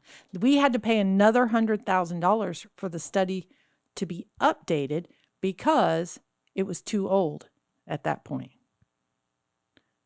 Let that sink in. Wow. So then when they came back, they said, "Well, we're going to raise these fees." And over the course of those 2 years, in between when I first saw it and when city council finally got it, it was like $4 million that we left sitting on the table because we did nothing about it in 2023. Yeah, it's a lot of projects that could have been accomplished. I mean, and think about how these new the water department stuff that they just did. Now they updated the water department 5 years ago. Why wouldn't they? And there's stuff when the budget committee asked and city council asked for a list of fees for the city, there was 600 pages. It was crazy. So I got it down to about 2 or 3 pages. And there were more fees that just haven't been raised in years and years and years so if I don't know, I'm trying to think of something that's simple. If you want to put a shed in your backyard, okay, for them to process the paperwork, and I'm just making these numbers up. Okay, so if you pay $10 for the permit to put your shed up, right? And it costs the city of Tampa $60 to do the process. Who's paying the difference? Me and you. I'm paying $50 every time somebody wants to put a new shed in the backyard. Right. Well, why should the citizens of Tampa be paying for that guy's shed? Yeah. Except nobody wanted to raise the fees. And I mean, it has been like pulling teeth to get any of those fees even looked at. And, you know, when that was like one of the first couple times, and I've had conversations with some friends, and they're like, you know how much it costs us to process this? And I'm like, holy crap, that's ridiculous. So the citizens of Tampa, instead of paying for our roads and for our sidewalks and for all those things, we're paying the difference between that guy, what he's Right. paying, and what it costs the citizens of Tampa to process the fee. So, I mean, we have gotten hosed in many, many, many ways over the years. The city was always fearful of putting any sort of policy or fee or whatever it is in place to stifle any development. We needed development for a long time.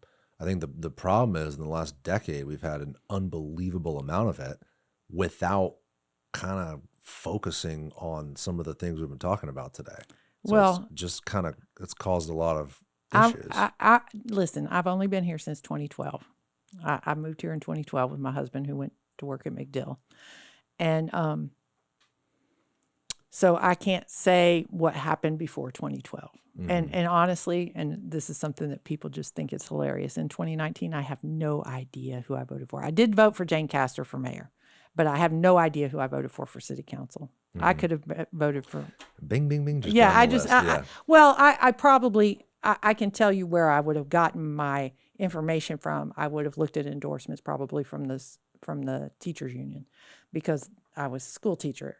So that and I generally tended to like what they said. So, but with that being said, I mean, I'm sitting in budget meetings and other meetings, and I hear staff say, well, Buckhorn said he was never going to raise any fees. And I'm like, what the hell? Yeah. You know, I mean, it cost us more money than it does for us to do the service. I mean, I'm not asking for us to charge 1 penny more. I see what you're saying. Yeah, it's Exactly logical. what it costs, because that takes away from our sidewalks. Yeah. It takes away from our road paving. It takes away from our new red lights. It takes away from the stormwater service. Oh, can we talk about stormwater for just a minute? What's up with stormwater? Oh, well, it's, and they have actually said no, they weren't going to change it. So hopefully I think there's some stuff in the works. But what I found out after the hurricanes was that our stormwater department was responsible for setting up and breaking down for events, usually called parades in most cases, but like the Gasparilla runs and whatnot. And so there are 2 stormwater teams in the city that go around and clean ditches and ponds and all that good stuff. And one of those teams was losing 50 work days per year. Damn. 50 work days. It's like 2 months. Yeah.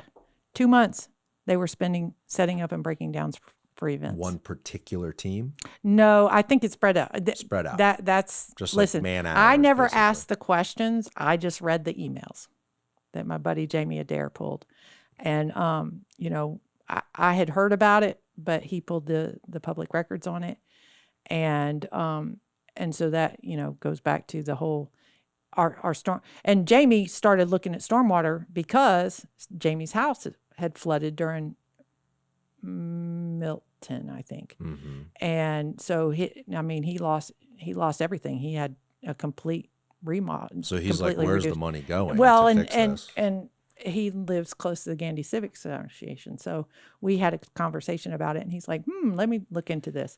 But that was, you know, 50 working days is a lot of time for a whole crew not to be working. Shouldn't the police be doing that? Well, I think those new little blue barriers that we're seeing sitting on Bayshore right now, those are meant to help with that, because that takes a different kind of stuff. I and did they've see the bought more of police out those. there Yes. doing a lot of the work. Yes. I didn't see stormwater, but maybe that's changed. I think they're moving away from it. Yeah. But it had been the process since 2017.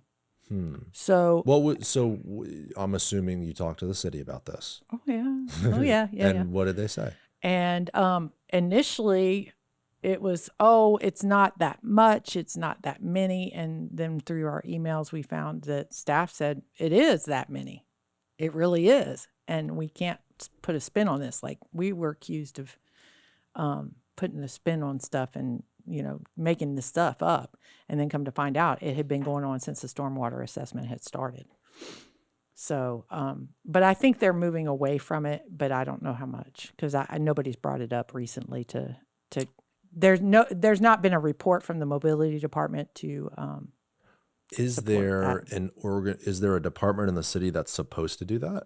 Like, I would imagine the police department would be the ones for the safety. They are. And Chief Burkhall was the one who issued the memo that said, oh, we're going to keep doing this.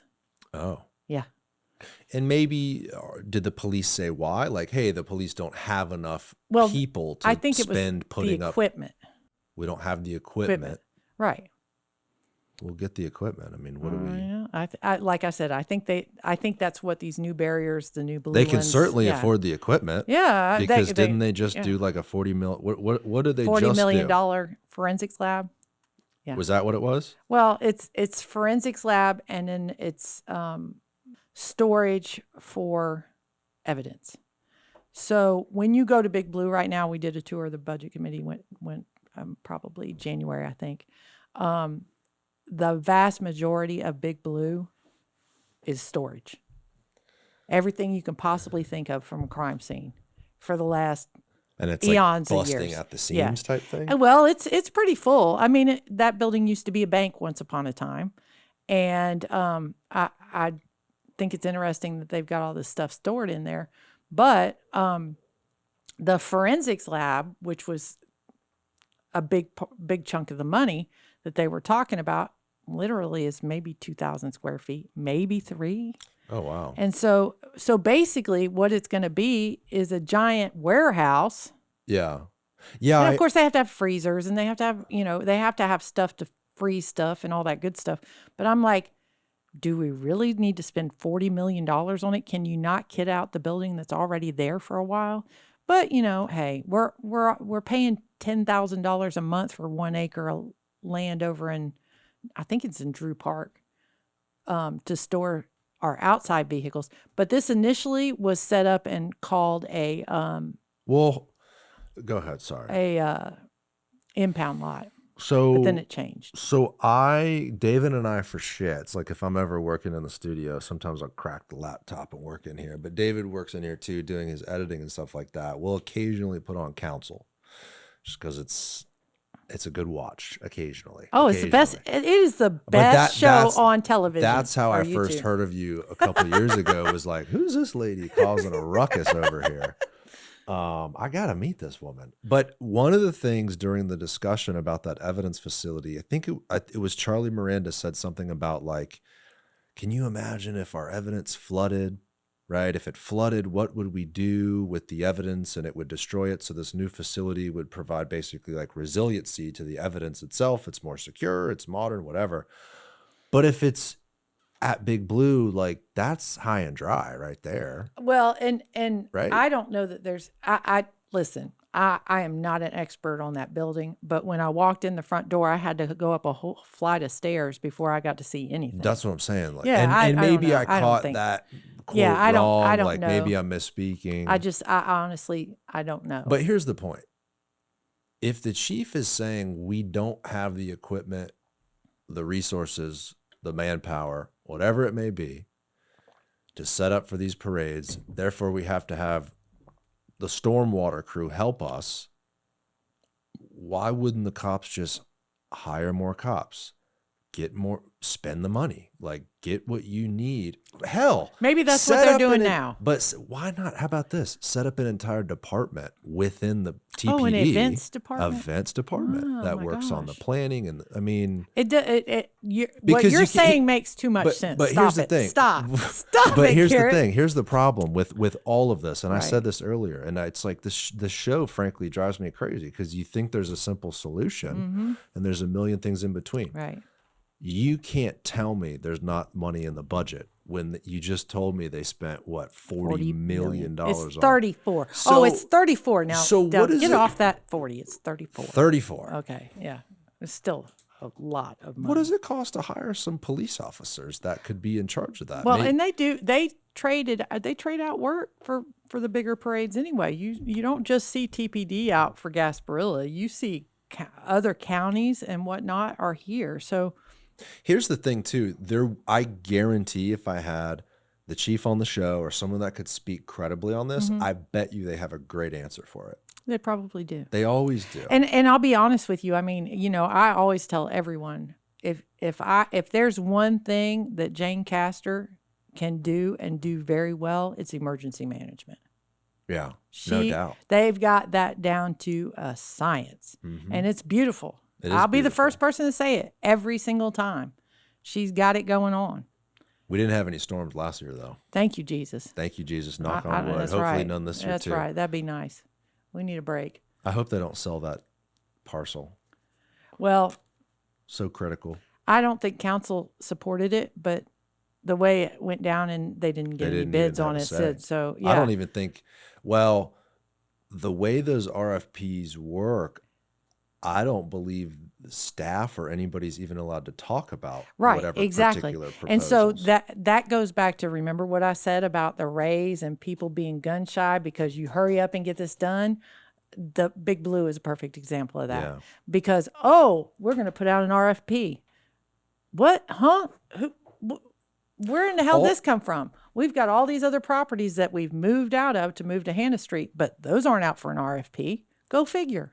I am going to be very watchful about the mayoral race. I'm going to be watching candidates that speak about moving forward with some of the same things that we've been complaining about as a community for the last decades and decades. I want the candidate that says, we're going to start spending some serious money on infrastructure, on roads, on sidewalks, on pedestrian safety and transportation. That's right. And guess what? It might come at the rejection of other things that you've seen maybe in the last 10 years, meaning, maybe we don't do a shiny new park or a river walk or like personally. And I love this new West Riverwalk. I'm a huge fan of it. And it comes with so many other safety improvements, right? It comes with tons of sidewalks, bike lanes. I love that. But personally, I just want them to fix these roads and these sidewalks and pedestrian infrastructure. I wouldn't care about a baseball stadium. I wouldn't care about a West Riverwalk. I really wouldn't. Like if they could just fix the baseline foundation city service type stuff, all the rest might come. That's what I think the disconnect is. I think as example, the Rattlesnake Point, right? We talked about that, the CSX line. Yeah. Like had the city figured out some of that baseline infrastructure and worked with CSX and said, hey, we're going to put a transit hub right here and the train lines can take you all the way to downtown Tampa. Right. Wouldn't the private sector figure out a way to create a more walkable urban district in that particular spot? Not that that's the best spot anyway. Exactly. But my point is, if government can just focus on the baseline, I feel like we've gotten so far away from the baseline. That's right. We are worried about our wants and our needs. We're out buying a new Mercedes and we need a roof. That's a good way to put it. And that has been evidenced over and over and over again. The West River Walk, yes, that's beautiful. It's nice. It's wonderful to have.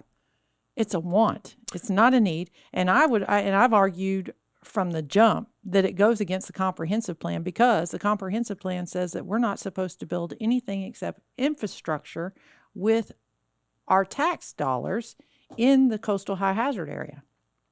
Oh, wow. Yeah, How do but they get nobody around that listens one? to me because I'm just some crazy broad.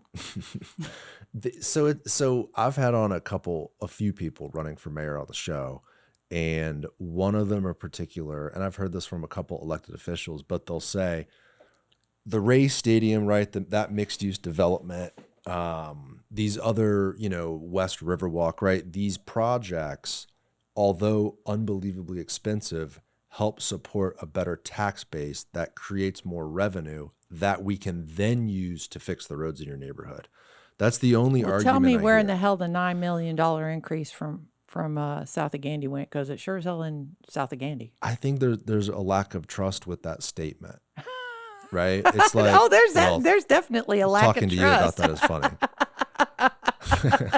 I mean, But generally though, like right, in the public, I again back to the the Ray Stadium just as an example. Like right. I love the idea, but is it gonna move the needle on some of these things we've been talking about? It could. For transportation, I've heard said like, well, if we get that stadium there in the mixed use development, that's a better incentive for the airport connection. Maybe we do an airport. It's like, okay, but show me. Right. And one of my show me the compadres, real deal. one of my very favorite people who doesn't work with us very much anymore, but when we started, Sean Brown was the president of the Gandy Civic Association.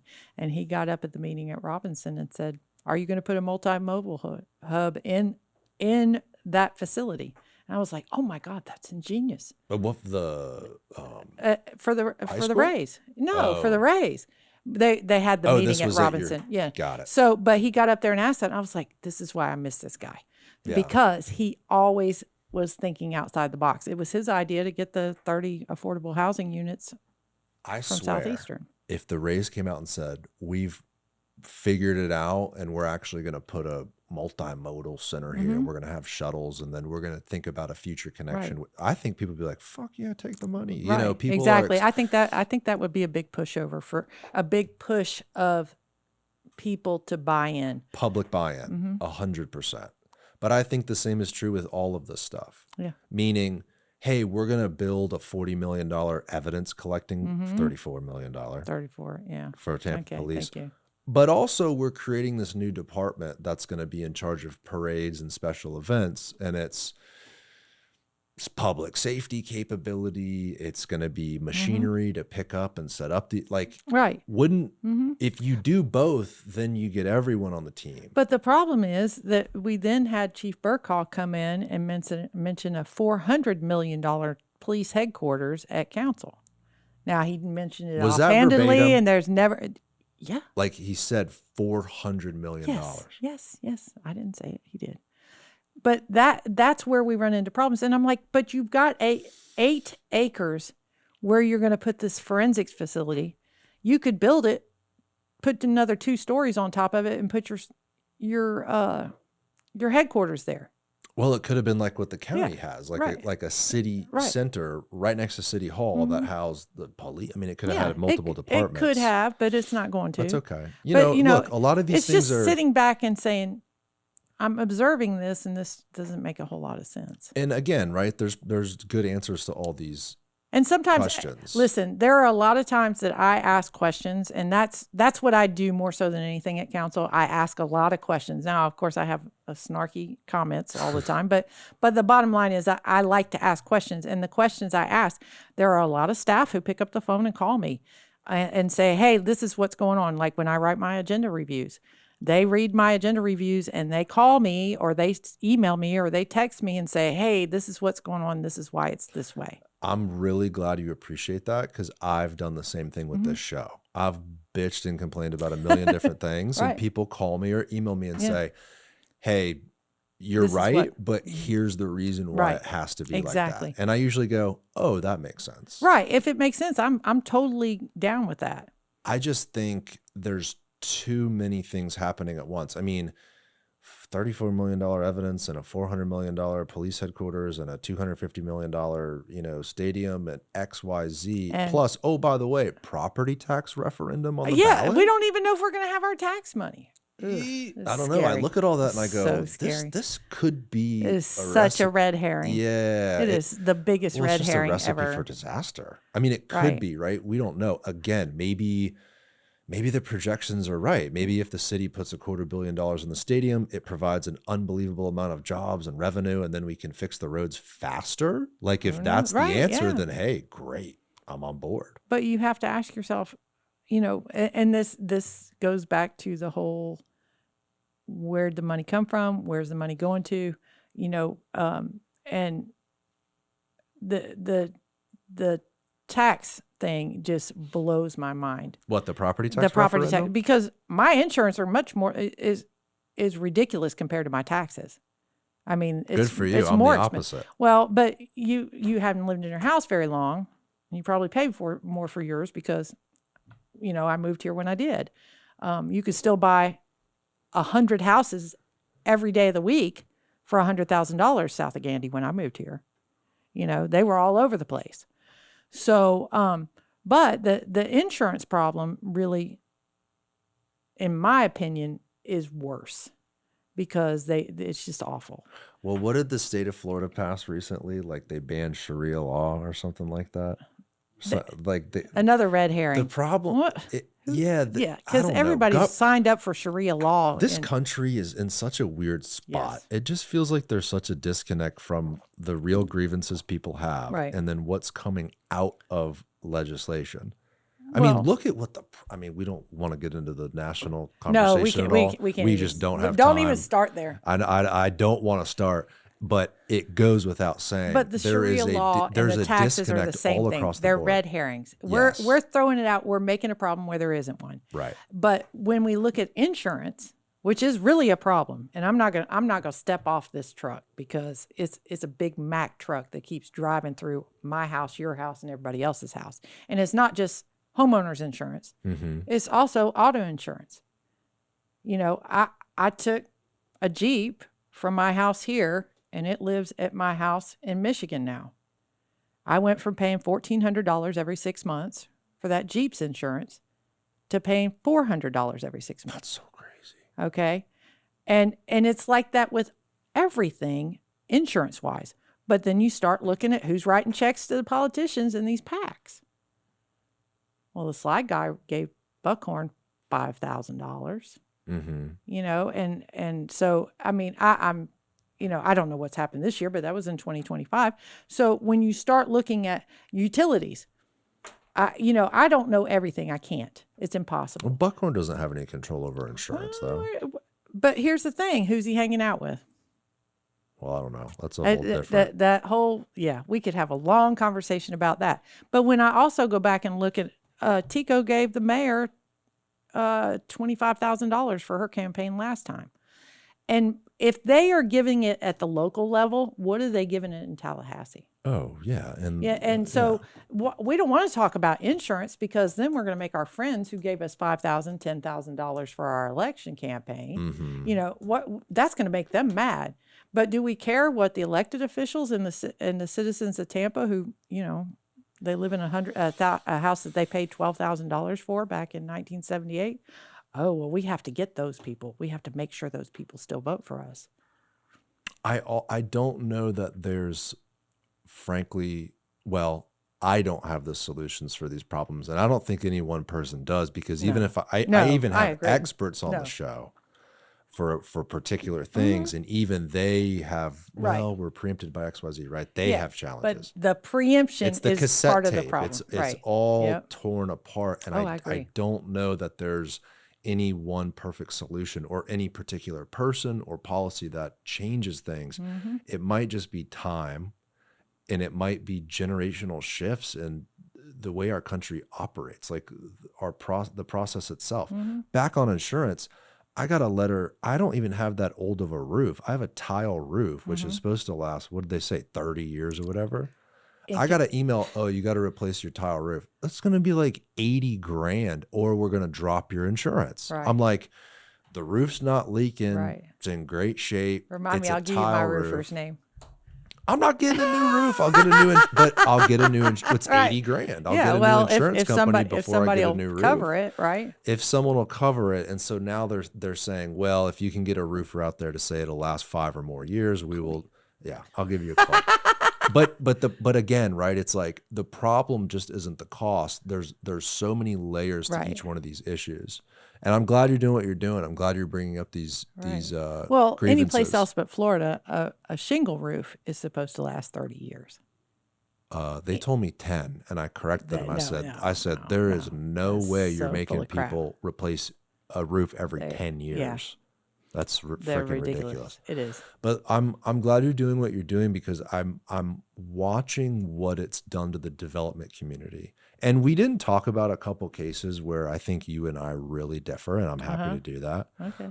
Right before I give you kudos, right? This is all strategy. No, just kidding. But I've seen in the development community with some developers that take these conversations seriously and actually go to the neighborhood Yes. before they submit. And let me ask you a straight question. I won't ramble like I always do, but what is your goal with what you're doing? Do I have one goal? Oh my Lord, we've discussed 40 things. No. Just But sitting what? here. But My one goal, yes, the reason why you do what you do and you care so much. because we need it in the city. We need people who will stand up and say, "Yeah, that's not okay." And if I don't do it, who's going to? I mean, we really don't have anybody who currently does it for the BOCC. And I guess my big want and desire is to inspire more people to do it. You know, folks like Tara Bluma, who's really picked up on the parks, and Jamie Adair, who's picked up on stormwater. And, you know, the folks who really, for people to just really get involved in the processes of our government and to understand them. I'm not going to tell you, I don't understand everything, and I live and breathe this stuff. Yeah. But to have people feel empowered and not feel like they've just been taken advantage of. And that is the part I think that drives me the craziest. And just being able to, because I can't go hire one of these land use attorneys. Oh my gosh.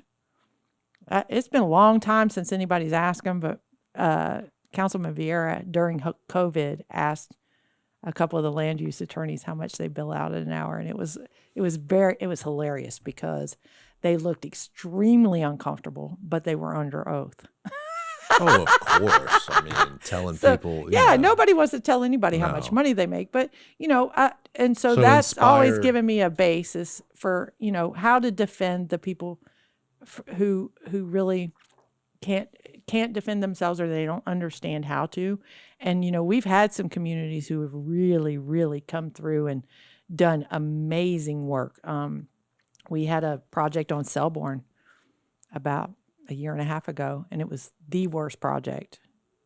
It was terrible. And that little neighborhood, they worked their butts off, and they did amazing stuff. What do you do when someone within your organization or someone in a neighborhood is off base on something that they're complaining about? Oh, I tell them the truth. Yeah. Like, hey, the truth hurts sometimes. I mean, I've been in Fludras and talking to the neighbors, and the neighbor is sitting there. I mean, I had one with Scott Steady. That's how I know who Scott Steady is, because I think I've been in 3 or 4 Fludras where he was the mediator. And I'm very impressed with him so far as city attorney. But where the neighbors were asking for things, I'm like, you can't do that. It's not going to happen. So let's go back and look at what we realistically can ask for. So sometimes they want their cake and eat it too. And realistically, you're going to get a lick of icing, and you better be happy for it. Like you learned on Rattlesnake Point, right? You went Right. into it saying, I want to stop this whole thing, and realized that wasn't possible. Yes. Yeah, quality outcomes are good for everyone, right? Right. And so if the neighbors know the reality of some of the things that they have grievances about, maybe it could inspire them to actually fix some of this stuff, because they Right. can talk the talk. Yes. And they And- understand the rules. And honestly, there are times that I get drug into projects that I'm like, I don't really have a. Do you speak up about that though? Do you say, I guys, do. this is I do. This is I mean, decent. I say this, here's what we can do. This is what we can't do. And I mean, I'm going to, if I start telling stories, we're all in trouble. I tell everybody, I'm like, look, I tell everybody the truth. And if you don't like it, tough shit. Because if I let you get away with something and I don't say anything to you about it, and I used to get accused of, well, you don't say anything to council members. I'm like, oh no, they get their asses chewed just like everybody else. Trust me. It's just, I deal with them in a different way because I have a different type of communication. It's like, if you have one kid who, if you yell at them, they cry like a baby, that's not who you yell at, So you figure out how to make it work. Your relationships have to be across the board different and dealing with different people. So when we're dealing with a neighborhood who has a very, very unrealistic expectation, then we have to have a different conversation. And, it's meeting everybody from where they're at. That's that whole teacher thing and reflecting on it. And sometimes it takes me a while, and I'm not going to tell you I'm perfect by any stretch of the imagination. And, some of these chicks will tell you the truth too. Sandy will All tell you the truth women, every what time. the heck? Where is the diversity? Well, that's a good question. We've never had anybody run. So how can people get involved and become a part of THAN? Well, our THAN meetings are the second Wednesday of every month, and they're on Zoom, so it's easy to come, and anybody can come. If you click on the events link, the Zoom link is there. If you are a little turd joker who's going to come on my Zoom link and act a fool, I'm going to kick you out. We have a good crowd listening. Yeah. Don't worry. No, but But I also we've don't had take that any happen at the responsibility city. for. Yeah. But anyway, so like we have May the 13th, the head of code enforcement is coming to speak with us in May, and I think June is going to be somebody talking about the LDC. So we try and have a guest speaker every month. Last month it was Naya, and we have these. They're all recorded. They're all on Zoom, on YouTube afterwards, so you can go back and watch them later.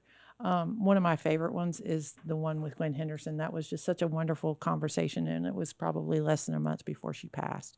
So, but we have all the information out there, and everybody's welcome. I've never said you don't belong to a neighborhood association. I don't care. Yeah. So, but then we have a annual meeting in January where we call it the Fans of THAN meeting, and we all get together and talk. We tried to do in-person meetings, but we're citywide and people are busy, so we want to be able to be accessible through that. And we're glad to have Zoom. It started out in person, but it was just very difficult for folks to get there. Zoom is great. It makes things so much more accommodating for people. Yes. Generally about the city's future, sometimes like people talk about the location of downtown and where to define it. I usually say, like, air quote, the city being the peninsula of the city and Water Street and Ybor, this general area right here. Yeah. And I showed you old pictures before we went live about how dense this used to be. And the interstates have blown it out and et cetera, et cetera, et cetera. The areas where we live, including even north where we live, like into the true South Tampa, into Wellswood, for example, north Seminole Heights, those were the suburbs, really, in the 1930s and on. Do you have a vision for what Tampa could grow into? Because here's the thing, it's growing, right? Do you think about that at all? Do you think about the cityscape? Do you think about the businesses and the shops and some of the things that, I don't know if you listen to the show that often, but I'm always harping on how to create a better built environment here in the city. Do you personally have a vision of what this city could be? No. You know why? Because I'm not a planner. That's not it's not what I do for a living. Yeah, but you're a citizen. You Yeah, live I am a here. citizen. I mean, what do I want for my community? I'd like to have a gas station and a grocery store and maybe a place that I could actually walk to and eat. Those things would be nice to me, but there's nothing there where I live. So, and the only person who's ever perked up and said, "Ooh, South of Gandy is like a blank slate," is Blake Casper. And I thought, "Ooh, maybe he'll come see us," but nothing's happened so far. So you would be supportive of a development plan that included a village, so to speak, a little downtown South of Gandy that could have a gas station and shops. Just like when Mad Dogs came before council, nobody evacuates from an English pub. They are not creating a problem. Yeah. Nobody evacuates from a gas station either. I'm like, the coffee shop. Nobody evacuates from a coffee shop. I'm happy. There's nothing that tickles me more than when somebody brings a good project to me and says, "Oh, will you support this?" Yeah. Like Southeastern on Rattlesnake Point. They came to us with a good plan. They put more into it than necessary. They want to put a park there. They still haven't done anything with the area that they wanted to put the park. But that was part of the Carroll Post don't count on it kind of thing. So, I don't know why we can't seem to get anything done with that particular area except But you're somebody just saying, doesn't wanna do it. saying in your neighborhood, you would appreciate actually Yes. an Oh, urban absolutely. village of Oh, some gosh, sort. yes. Absolutely.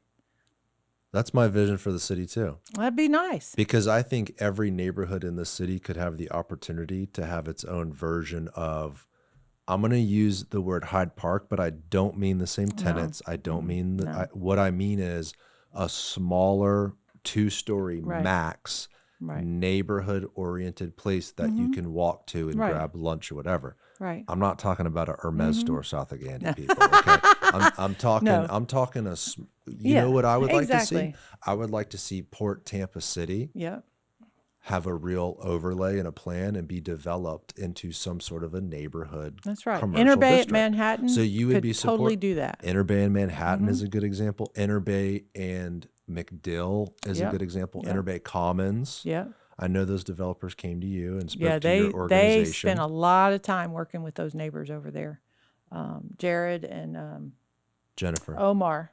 and Omar. Yeah. Yep. Well, I don't think I met Jennifer until long after Sure. the project started. But again, it's a developer that recognizes the need to talk to Right. the neighbors Exactly. on the onset Absolutely. of their plans. Absolutely. I love that you're supportive of that neighborhood village idea. I think there's actually, isn't there a missing middle walk? I'd have to pull it up. There's a missing Yes, middle yes. walk Oh, Sunday yes. in Seminole Heights. Oh, If people want to really? go, In Seminole you can Heights? type in on Sunday. If you just Is look on Steven doing Facebook. it? Who's doing it? Oh, probably. Yeah, I'll be there. If people want to come hang out, I'm definitely going. It's the 19th, and we're talking missing middle. You know, they'll go through the forms of missing Okay. middle You housing, need to but send me but that. the other thing is the neighborhood village, right? Bill Carlson has been strong on this. He came on the show Right. and talked about it, where it's like particular Have nodes. places, nodes, neighborhood nodes. To me, that is the future. Right. Like that makes a hell of a lot of sense for me because then it's like I'm not getting in my car driving everywhere. Exactly. If I have the option on a Saturday, I can go to a little coffee shop or Right. something like that. And you look at the economic benefit of that. Like look at Hyde Park because it Yeah. has that access. Right. People love living in that area. Exactly. It's the other reason why people love Davis Islands. They've got the gas station Right. and their own little Exactly. main street. That's what we need in our community too. Yes. Yes, we do. And yes, we and do. and most people, I think, perceive you to be like the ultimate NIMBY, if I could Which say is that. ridiculous. I'm not anti-development. I'm anti-stupid development.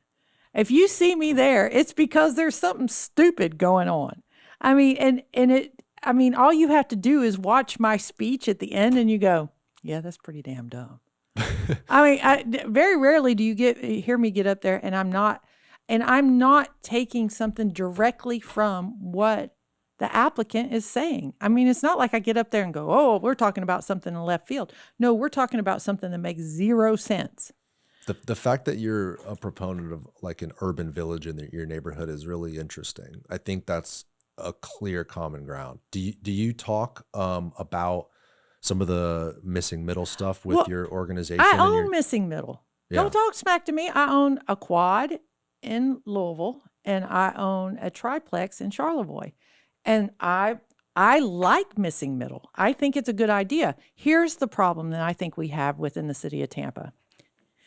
If somebody wants to put a duplex in someplace, they don't just put in a duplex. They put in a freaking huge a building. I mean, it's like twice the size of what a normal house would be.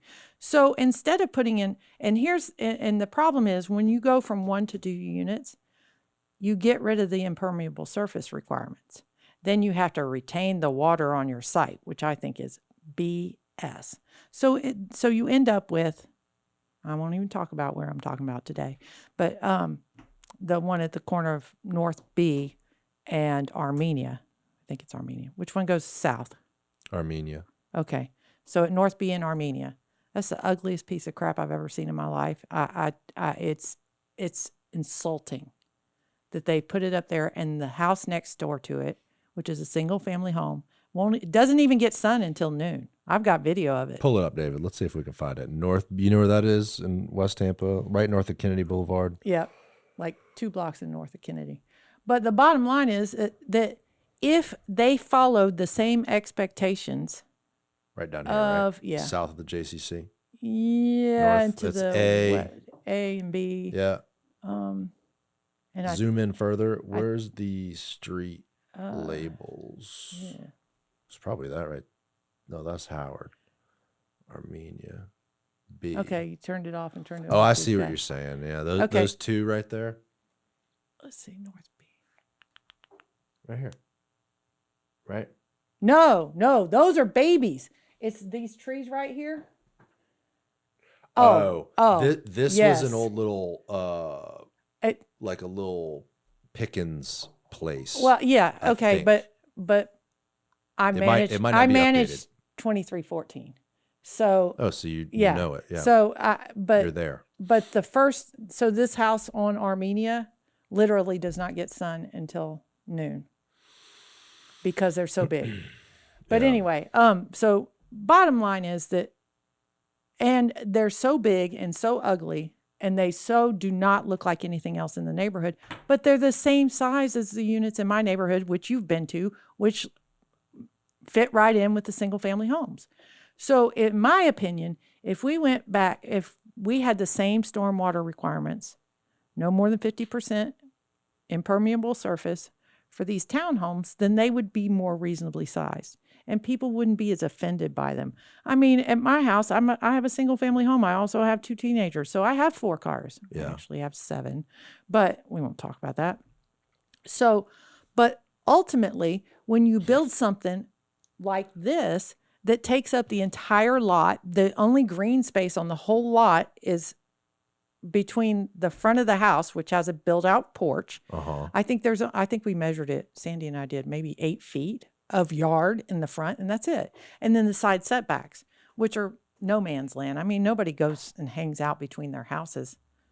Well, frankly, wouldn't it make more sense to put more units in that particular location? I mean, to me, I'm like, that's the location. Well, where I'm not saying that you can't have a duplex there. I'm saying that when you build something, you're saying the scale is wrong. The massing, for the particular. the massing Yeah. is the problem. Yeah. And so you get to the point. And what's weird is that you look at it from the outside and you think, oh, this is going to be 2,500 square feet. No, it's 1,600 and So something. when people talk about missing middle, when they talk about ADUs, duplexes, triplexes, Right. quadplexes, you are much more concerned with the massing and the form and the scale of the structure Right. rather than having Yes. 4 units as your neighbor Yeah. or whatever. For me personally. For you personally. Now, and people think, they automatically think that, oh, you've got 4 one-bedroom units in there. Well, there's 4 cars. I have a 2,600 square foot quad. Right. Looks like a house from the street. It really does. Yeah. I mean, most people don't even realize they're quads. But the bottom line is that there's 4 people who live there and there's 4 cars. So it's not taking up any more space if you do it right. But the problem isn't that. It's that people want to build this crap and then it's so big that, that your Well, you house get- doesn't get sunlight half the day. I have neighbors who've come and spoke before council before that say my house doesn't get sun until noon and I paid for solar panels. Oof, ouch. Can you imagine you spend Yeah. all that money on solar panels and you don't get enough sun? Mm-hmm. It's ridiculous. So to me, it's not about, and I think 2306, the one with the white roof, that's a quad. Go to the street level, David. Let me see this thing. Skyline 41, he's been on the show. Steve, he's done some really cool duplexes and triplexes that look exactly like single family homes. They're very well done. They fit right in. Oh, Yeah, that's it. Yeah. Yeah, go to the right, David. Let me see this building. Other way. That's the left. That's the other left Yeah, or there the you other go. right. See, I like that. Personally, like that. think that's cool. Yeah. And, But again, like with today's building codes, very difficult right. to And that's accomplish. part of the problem is we have It is building part of the codes that problem. won't allow it. And so when we look at stuff like this, like there's a duplex on Ballast Point, I think, that mother and daughter live in. And they did side by sides. Everything was the same. But they had to take it before council. And the place Because is it was gorgeous. zoned RS, was it? Yeah, because it was like single-family RS 50 or zoning? something like that. It was one of the last cases John Grandoff brought before council. And So- I supported that because it was a good looking project. Would you support city policy that says in RS 50, for example, by right, you could do a 2-unit? If the massing is under control. And I don't know So- how to do that because I know that you can't just do the impermeable surface. But if you've got the massing down and you're not trying to push it like that other project that we were just looking at, they had 35 feet high and then they have a door on top of it. I'm like, you got to be freaking kidding me. Wonder how they got that through. They didn't get it. Oh, they didn't. They didn't get it. Not the last one. There were 3 of them in a row. One is already built. One has already been rezoned, and the third one came before council. And the first one I didn't know anything about. The second one I was on an airplane, and then I got there it is. See, you can see it from the street right here. And they're like 1,600 is a square feet 2-unit? each. Yeah. They're probably more than 16. No, they're not very big. When I looked them up on MLS, I was like, holy crap, that's all the bigger they are? Then they must include a garage in the back. Yes, the garage is in the So back. that eats up that first floor, which is why they had to do 3 floors. No, I don't even think it's 3 floors, if I remember correctly. I Well, don't yeah, know. it is. It's Look, been a front minute. door, and then you But see see the this 2 on porch top. up here on top? Mhm. Is it legal? I don't know. Well, I don't know either. But see, all that grass right there, that's all the grass for the whole lot. Huh. Form is so much more important than really anything else, in my opinion. I think you would agree too, where Yeah. the sense of scale in a particular place Mm-hmm. is sort of what makes it feel right. Right. And when something goes against that, That thing looks like a turd in a punch bowl. it's not that bad, is it? Yes, it is. If you look at all the other bungalows around it, it just it's god awful ugly. I don't know who thought that was a good idea, but hey, what do I know? The other problem too, well, a lot of that's subjective. Yes, of it's course, totally subjective. Of course. But when it looks, see, there's the bungalow that You is bring next up a to. good point about the box of it, like the fact that it's just a big box sitting there. Whereas when you look at that other 4-unit, granted, different thing. Right. This is probably a for sale duplex. The other Right. one's a rental. Yeah. Smaller units, whatever. But when you look at the scale, that thing is pretty big. But I don't know, look, the city is going to have to find a way to balance its housing Yeah. issue, right? Getting housing supply I agree. and not being disrespectful to where the development goes. Right.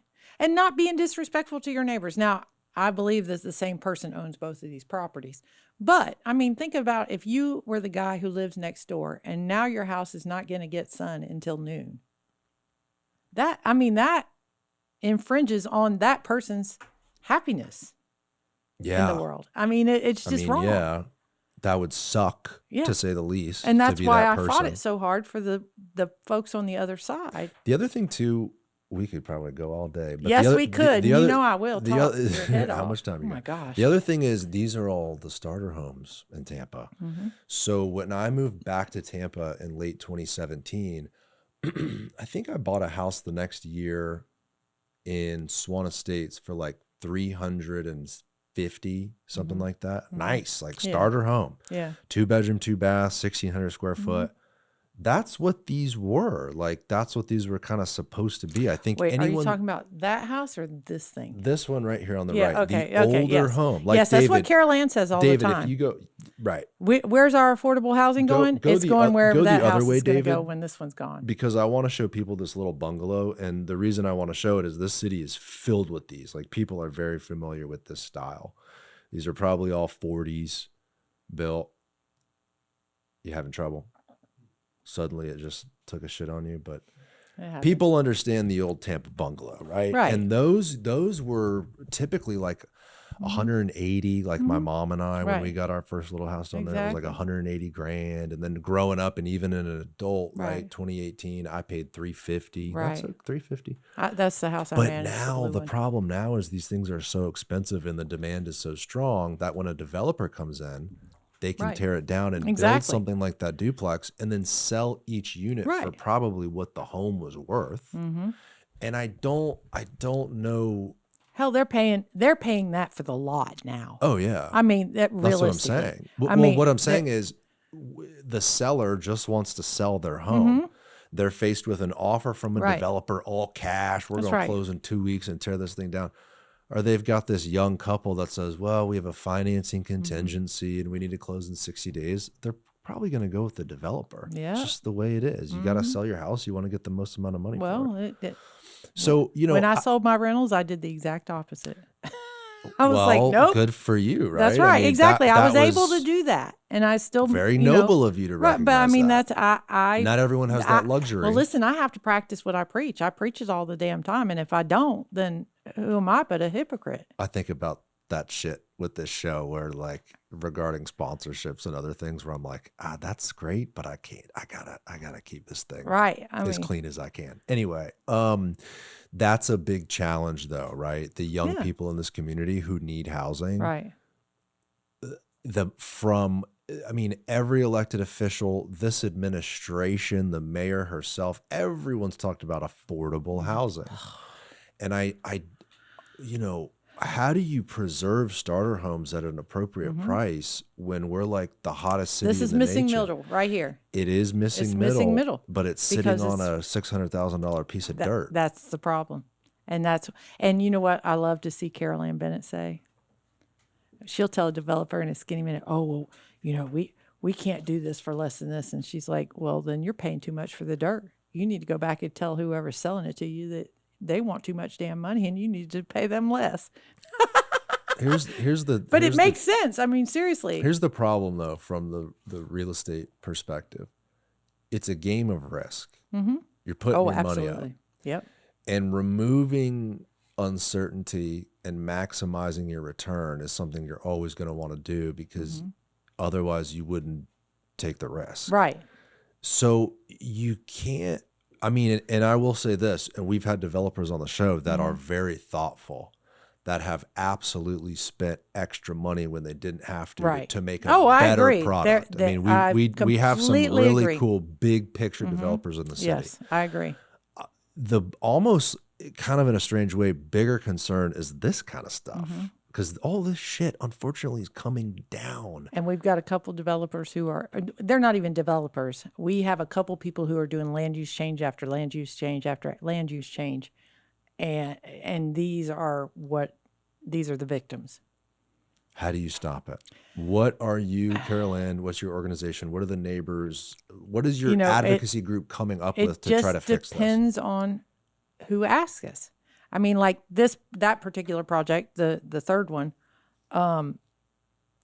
I was doing not because the owners asked me, but because I'm like, holy crap, this is ridiculous. You manage the brick 4-unit? This little blue house. Oh, the blue house. The blue house. So when they started talking about, when I rented that house, the lot next to him was vacant, and it was obviously 2 lots. And I said, we're going to have to keep an eye on this because there's God knows what they're going to try and put in there. And of course, now we've seen it. So, that was my own pickings. I drug them along. They were doing, they were calling in from Germany. And I'm embarrassed that I missed the second one completely after I saw the first one. So, but it's all about helping people and doing what's right. And I told the applicant for that, I said, I'm going to fight the third one now.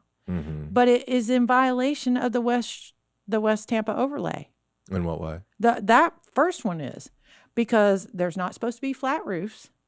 You would have to ask Sandy about the West Tampa overlay, but she gave him a list as long as your arm. Yeah. And so the stuff that was wrong with it, and that's a good meeting. I think you probably watched it. Maybe. Because staff didn't know the answer to a couple questions like how long's this West Tampa overlay been around and things like that. So it was a very interesting meeting. I think the problem is no one person knows it all. No, you can't. It's impossible. It is impossible. I would, if I had to guess, if there was anybody in the city who could tell you about the code, it would probably be Eric Cotton or Abby Feely, because they've just been doing it so long. But even with them, they still have to go look it up. Oh, of course. It's not. Well, and then something I do too is second guess. Like I'll know something and hear something, and then I'll say something. I'll be like, "Wait, did I get that right? Let me go back and look." Exactly. I do that all the time. This is a lot of shit to keep track of. It really is. It is a lot. But I think we are advocates towards the same goal, and we also have the same challenges. It's just, I don't even know if it's a matter of how to get there. I mean, we're agreeing on some sort of a form-based code, right? We're Yeah, we're to some degree. recognizing that the greater challenge is the form and scale rather than the particular mix of units. Right. Right. And everybody, but see, every neighborhood's different. I mean, you cannot just throw a blanket over the whole city No. and say we're going to do it this way. No. I Well, you said something in the beginning of the conversation I thought was interesting. Like maybe every neighborhood should have its own overlay of some sort. Now, city staff, they're like shitting a brick hearing that, obviously, to try to. Oh, yeah. That's Oh my gosh, that'll but take like we- decades. But again, this goes back to the money of it all. Maybe we need to sit back and put money aside to figure out things like that. I mean, that would cost an unbelievable amount of time and money to figure out an overlay for each neighborhood. Right. But gosh, I think it could solve a lot of these challenges and create better Right. outcomes for neighborhoods too. Exactly. One of the things in the new LDC that's really cool is implementing small neighborhood commercial uses in multifamily zoning. So if you Right. had, let's say a little, well, the other problem is it's hard to do a 6-unit. Mm-hmm. When you go Yeah. beyond the 4 units, it's Well, a different. And my disposition on that is doing the 4s because it's still a residential loan. It's not a commercial loan, and it doesn't make somebody go through a whole bunch of different hoops that It's critical. and It's critical so housing. that's where the 4 units is the cutoff for me mentally, where it goes between one to the other. Or you could do a duplex. You can do a store downstairs and an apartment upstairs. We need more of that. Yes. So what we're talking about with the neighborhood nodes and the neighborhood commercial Right. is the opportunity for a developer, instead of building that huge box, maybe you can make numbers work better if you've got a retail component with a long-term lease and rental units upstairs. Right. There's example, like the good news is we're not alone. Go Right. look at other cities around the Exactly. country that have either screwed things up and put in bad policy, learn from that mistake, look at good policy of other municipalities. Right. But one of the exciting things I was saying in the LDC is they're going to put certain commercial, like little coffee shop potential in multifamily zoning. I think that's a Right. good policy. Well, what's amazing is they have one of the things that they put in the new comp plan for us is commercial only zoning. And because like the coffee shop on West Bay, which the owner has told me that they finally found a tenant for it, the bottom line is that this guy comes, he says, we're going to build a coffee shop. We're excited about building a coffee shop. Can you support it? Yes, we'll support your coffee shop. And then it's up for sale. And now it's zone CMU 35, which means that they could put 35 units to the acre in there, which makes no sense, but he could still do it. They put a lot of crap in places that make no sense. Yeah. Well, why do you still want to build 400 units next door to me when I've got CMU 7,800 of them 35 around? provides for, I think it's like there's a big variety of uses you Yeah. can do there, and very intense as But well. they have created a commercial only land use category. So if somebody comes in and they want to do a plan amendment, they can do one that's commercial only. And originally they had said just for South Tampa or So the here's CHHA. the thing, and we do not have time No, we could talk about to this get crap all into day. Mirasol and that whole thing. Oh, Lord. But David. That'd be all day affair, wouldn't it? But here's the thing. Had that applicant had the ability to go to a future land use that restricted them to only be able to accomplish what they wanted to accomplish, that neighborhood and council probably would have been a lot more accommodating. The one thing I heard at council and from the neighbors was like, you could build a freaking IKEA here, right? Right. This entitles you to build, Right. what was it, 300,000 square feet? Whatever it was, it was ridiculous. Whatever it Right. was. The point is, there should absolutely be a future land use that is very restrictive. Now, a developer is going to caution against that because it kind of ties their hands in a way. But if it's a specific case, like a historic preservation Right. project, Exactly. right? Right. Where, look, we're trying to preserve this thing and change the use and all that. It would make sense that there's a future land use that was targeted. Right. Like yeah. like a PD is targeted Right. with zoning, but like the PD version of a future land use that only had certain little caveats to it. Right. And I mean, you could call it a historic use, future land use. And then that could be defined within the project itself. Mhm. I mean, if you called it future land use historic marker, historic, whatever, because they already had this historic part. The problem was that, people didn't believe. And of course, Davis Island is a completely different animal than the rest of South Tampa. Yeah. We've Avoided it the whole day today. Yeah. Well, I'll talk about it, but we Me can talk too. till our heads pop off. The problem is people have tuned out by now. Right. So. Exactly. They're like, oh my God, are they still talking? So the bottom line is that you can make something fit if we had a planning department that was allowed to plan. You know what I'm saying? Like but that goes back to the planning commission. That would be a Melissa Zornita. I was so commentary. disappointed by that initial vote because it didn't let them at least, the city government, I thought, should have given that project the first green light, the first step forward to say, hey, we recognize this is a critical asset for the entire city. Right. There's a historic preservation component of this enough for us to say yes.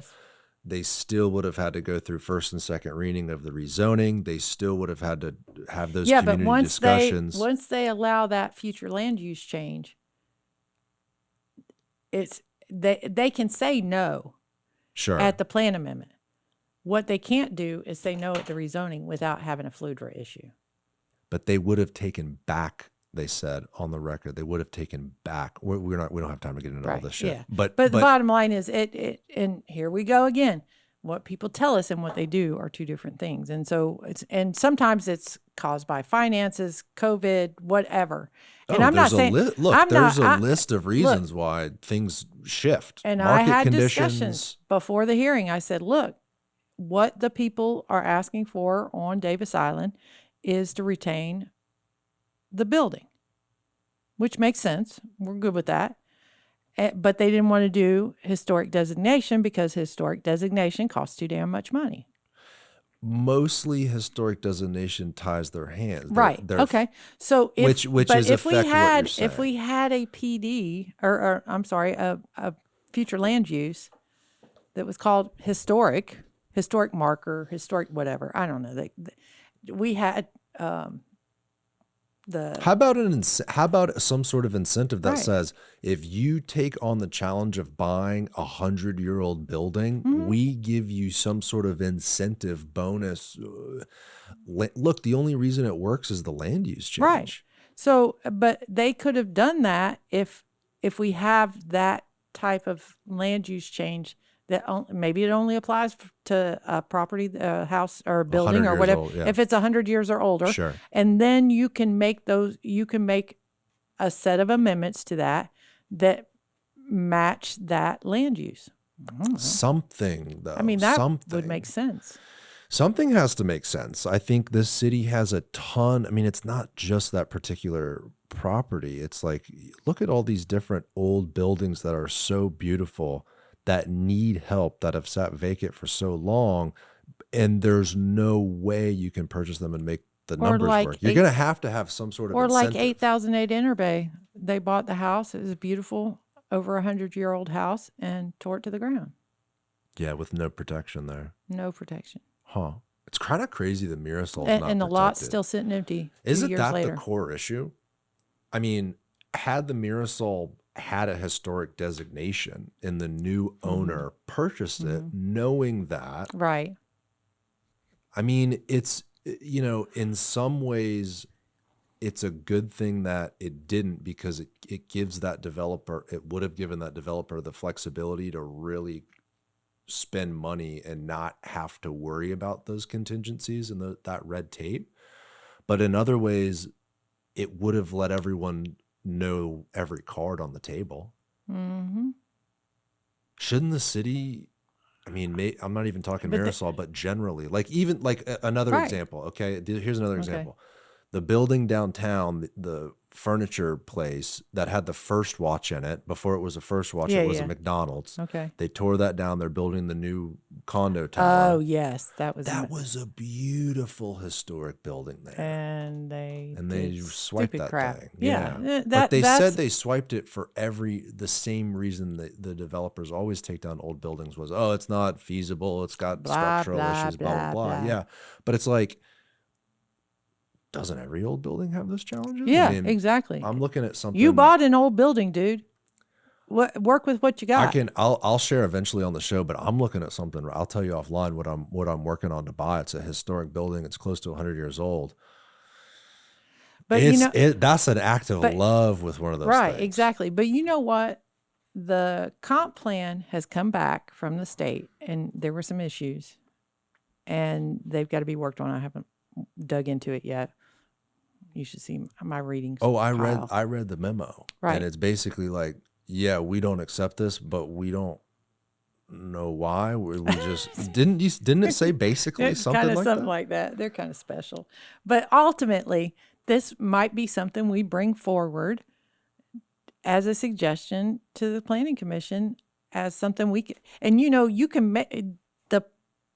you can do publicly initiated plan amendments, so that could be part of the process for the next planning cycle. Is to suggest that to staff, both the Planning Commission staff and city staff, is that there be a special designation to be done for historic properties. If you have to prove that you're going to intend to maintain the property, Mm-hmm. unless there's an act of God, which, sometimes we have those with hurricanes and whatnot, but, or fire, God. Anyway, but I mean, why can't you do it? I mean, we just sat here and made some crap up. We made a lot of crap up today. Yeah. Yeah. No, we didn't make a lot of crap up. That's the only thing we made up was a land use change. We're making up ideas that I think are good. A lot of the stuff comes down to the preemption at the county and state level, which I think if we had more autonomy, like if the city really could control its own destiny. That's our real problem. I actually think I think both, I hate to paint binary systems, but if I could just for a second generalize and say both the development community and the neighbors would appreciate home rule, autonomy. Oh, yeah. Let us decide what I we hate need preemption here in the city. as much as anybody. I cannot stand It's some horrible preemption. because some of the challenges disgusting. we've talked about today, it's like everybody across the whole spectrum, we would all be better off if we had the ability to control our own destiny. Like what we've said today basically are here's all these different issues and here's the challenges and maybe here's some solutions. But 80% of the stuff we have zero control over. Right. Exactly. And that's a big freaking problem. I mean, it even goes down, when you talk about preemption, I told folks at the Planning Commission, I'm like, this new comp plan, when you have ignored the neighborhoods, you have preempted the neighborhoods. And they were like, oh, wow, I never thought about it that way. So, I mean, Seminole Heights can't be preempted because Seminole Heights has an overlay. Mm-hmm. West Tampa can't be preempted because they have an overlay. Does Port Tampa have an overlay? Nope.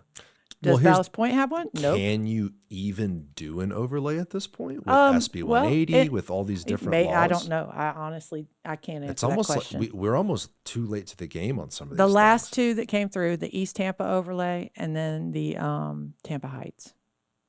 But it's a lot of work. And both of those had people who that was their jam. They worked on it 24/7. Mm-hmm. I don't know that I'm going to I don't know that I'm going to have those people to do that in my community.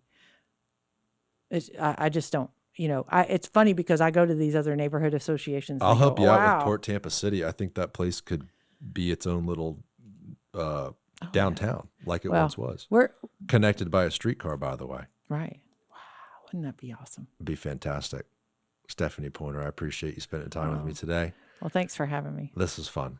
Oh, it was fun. We always have fun. We always have fun. We really do. and I don't think we got too nitty gritty here. We traveled through the weeds, but we didn't go in the forest, so I'm satisfied. Okay. How can It's people hard. reach out, contact you, and help advocate for some of the things you've talked about today? Well, thantampa.com is our website, and you can email us through this portal. That's my phone number right there. You can also email me at info@thantampa.com. And You guys I'm on on social? Facebook. Oh, I'm all Facebook, over Facebook. next door. Next door. We don't have we do have a Than Facebook page. We have I also have the Stopover Building SOG Facebook page and Facebook group, which is me and Carol Ann, because she's with me all the time. But Beautiful. Anyone can become a member. I think you mentioned you Yes. don't have to be No. a part of a civic association. If you're interested and you want to get on the email list, just shoot us an email and say, "Hey, I'd like to join." We take donations. We don't charge a fee anymore because at one point in time, people kept asking me, "How many members do you have now?" And I'm like, "Well, you know what? We're just going to make everybody members." So we take donations, and some of our neighborhoods are very gracious. Some of our folks that we help at City Council write us checks when we get to the end. So that and that money, we spend very little money. We spend for our website and for the Fans of Than meet and greet in January, and that's pretty much what we have spent. What this board has spent. Beautiful. So the next board might choose to do it differently, but that has been our priority, is just to make sure that we've got enough in the bank to keep our renewals going. All right, Stephanie, thank you very much again. I appreciate it. See y'all later. Have a good day.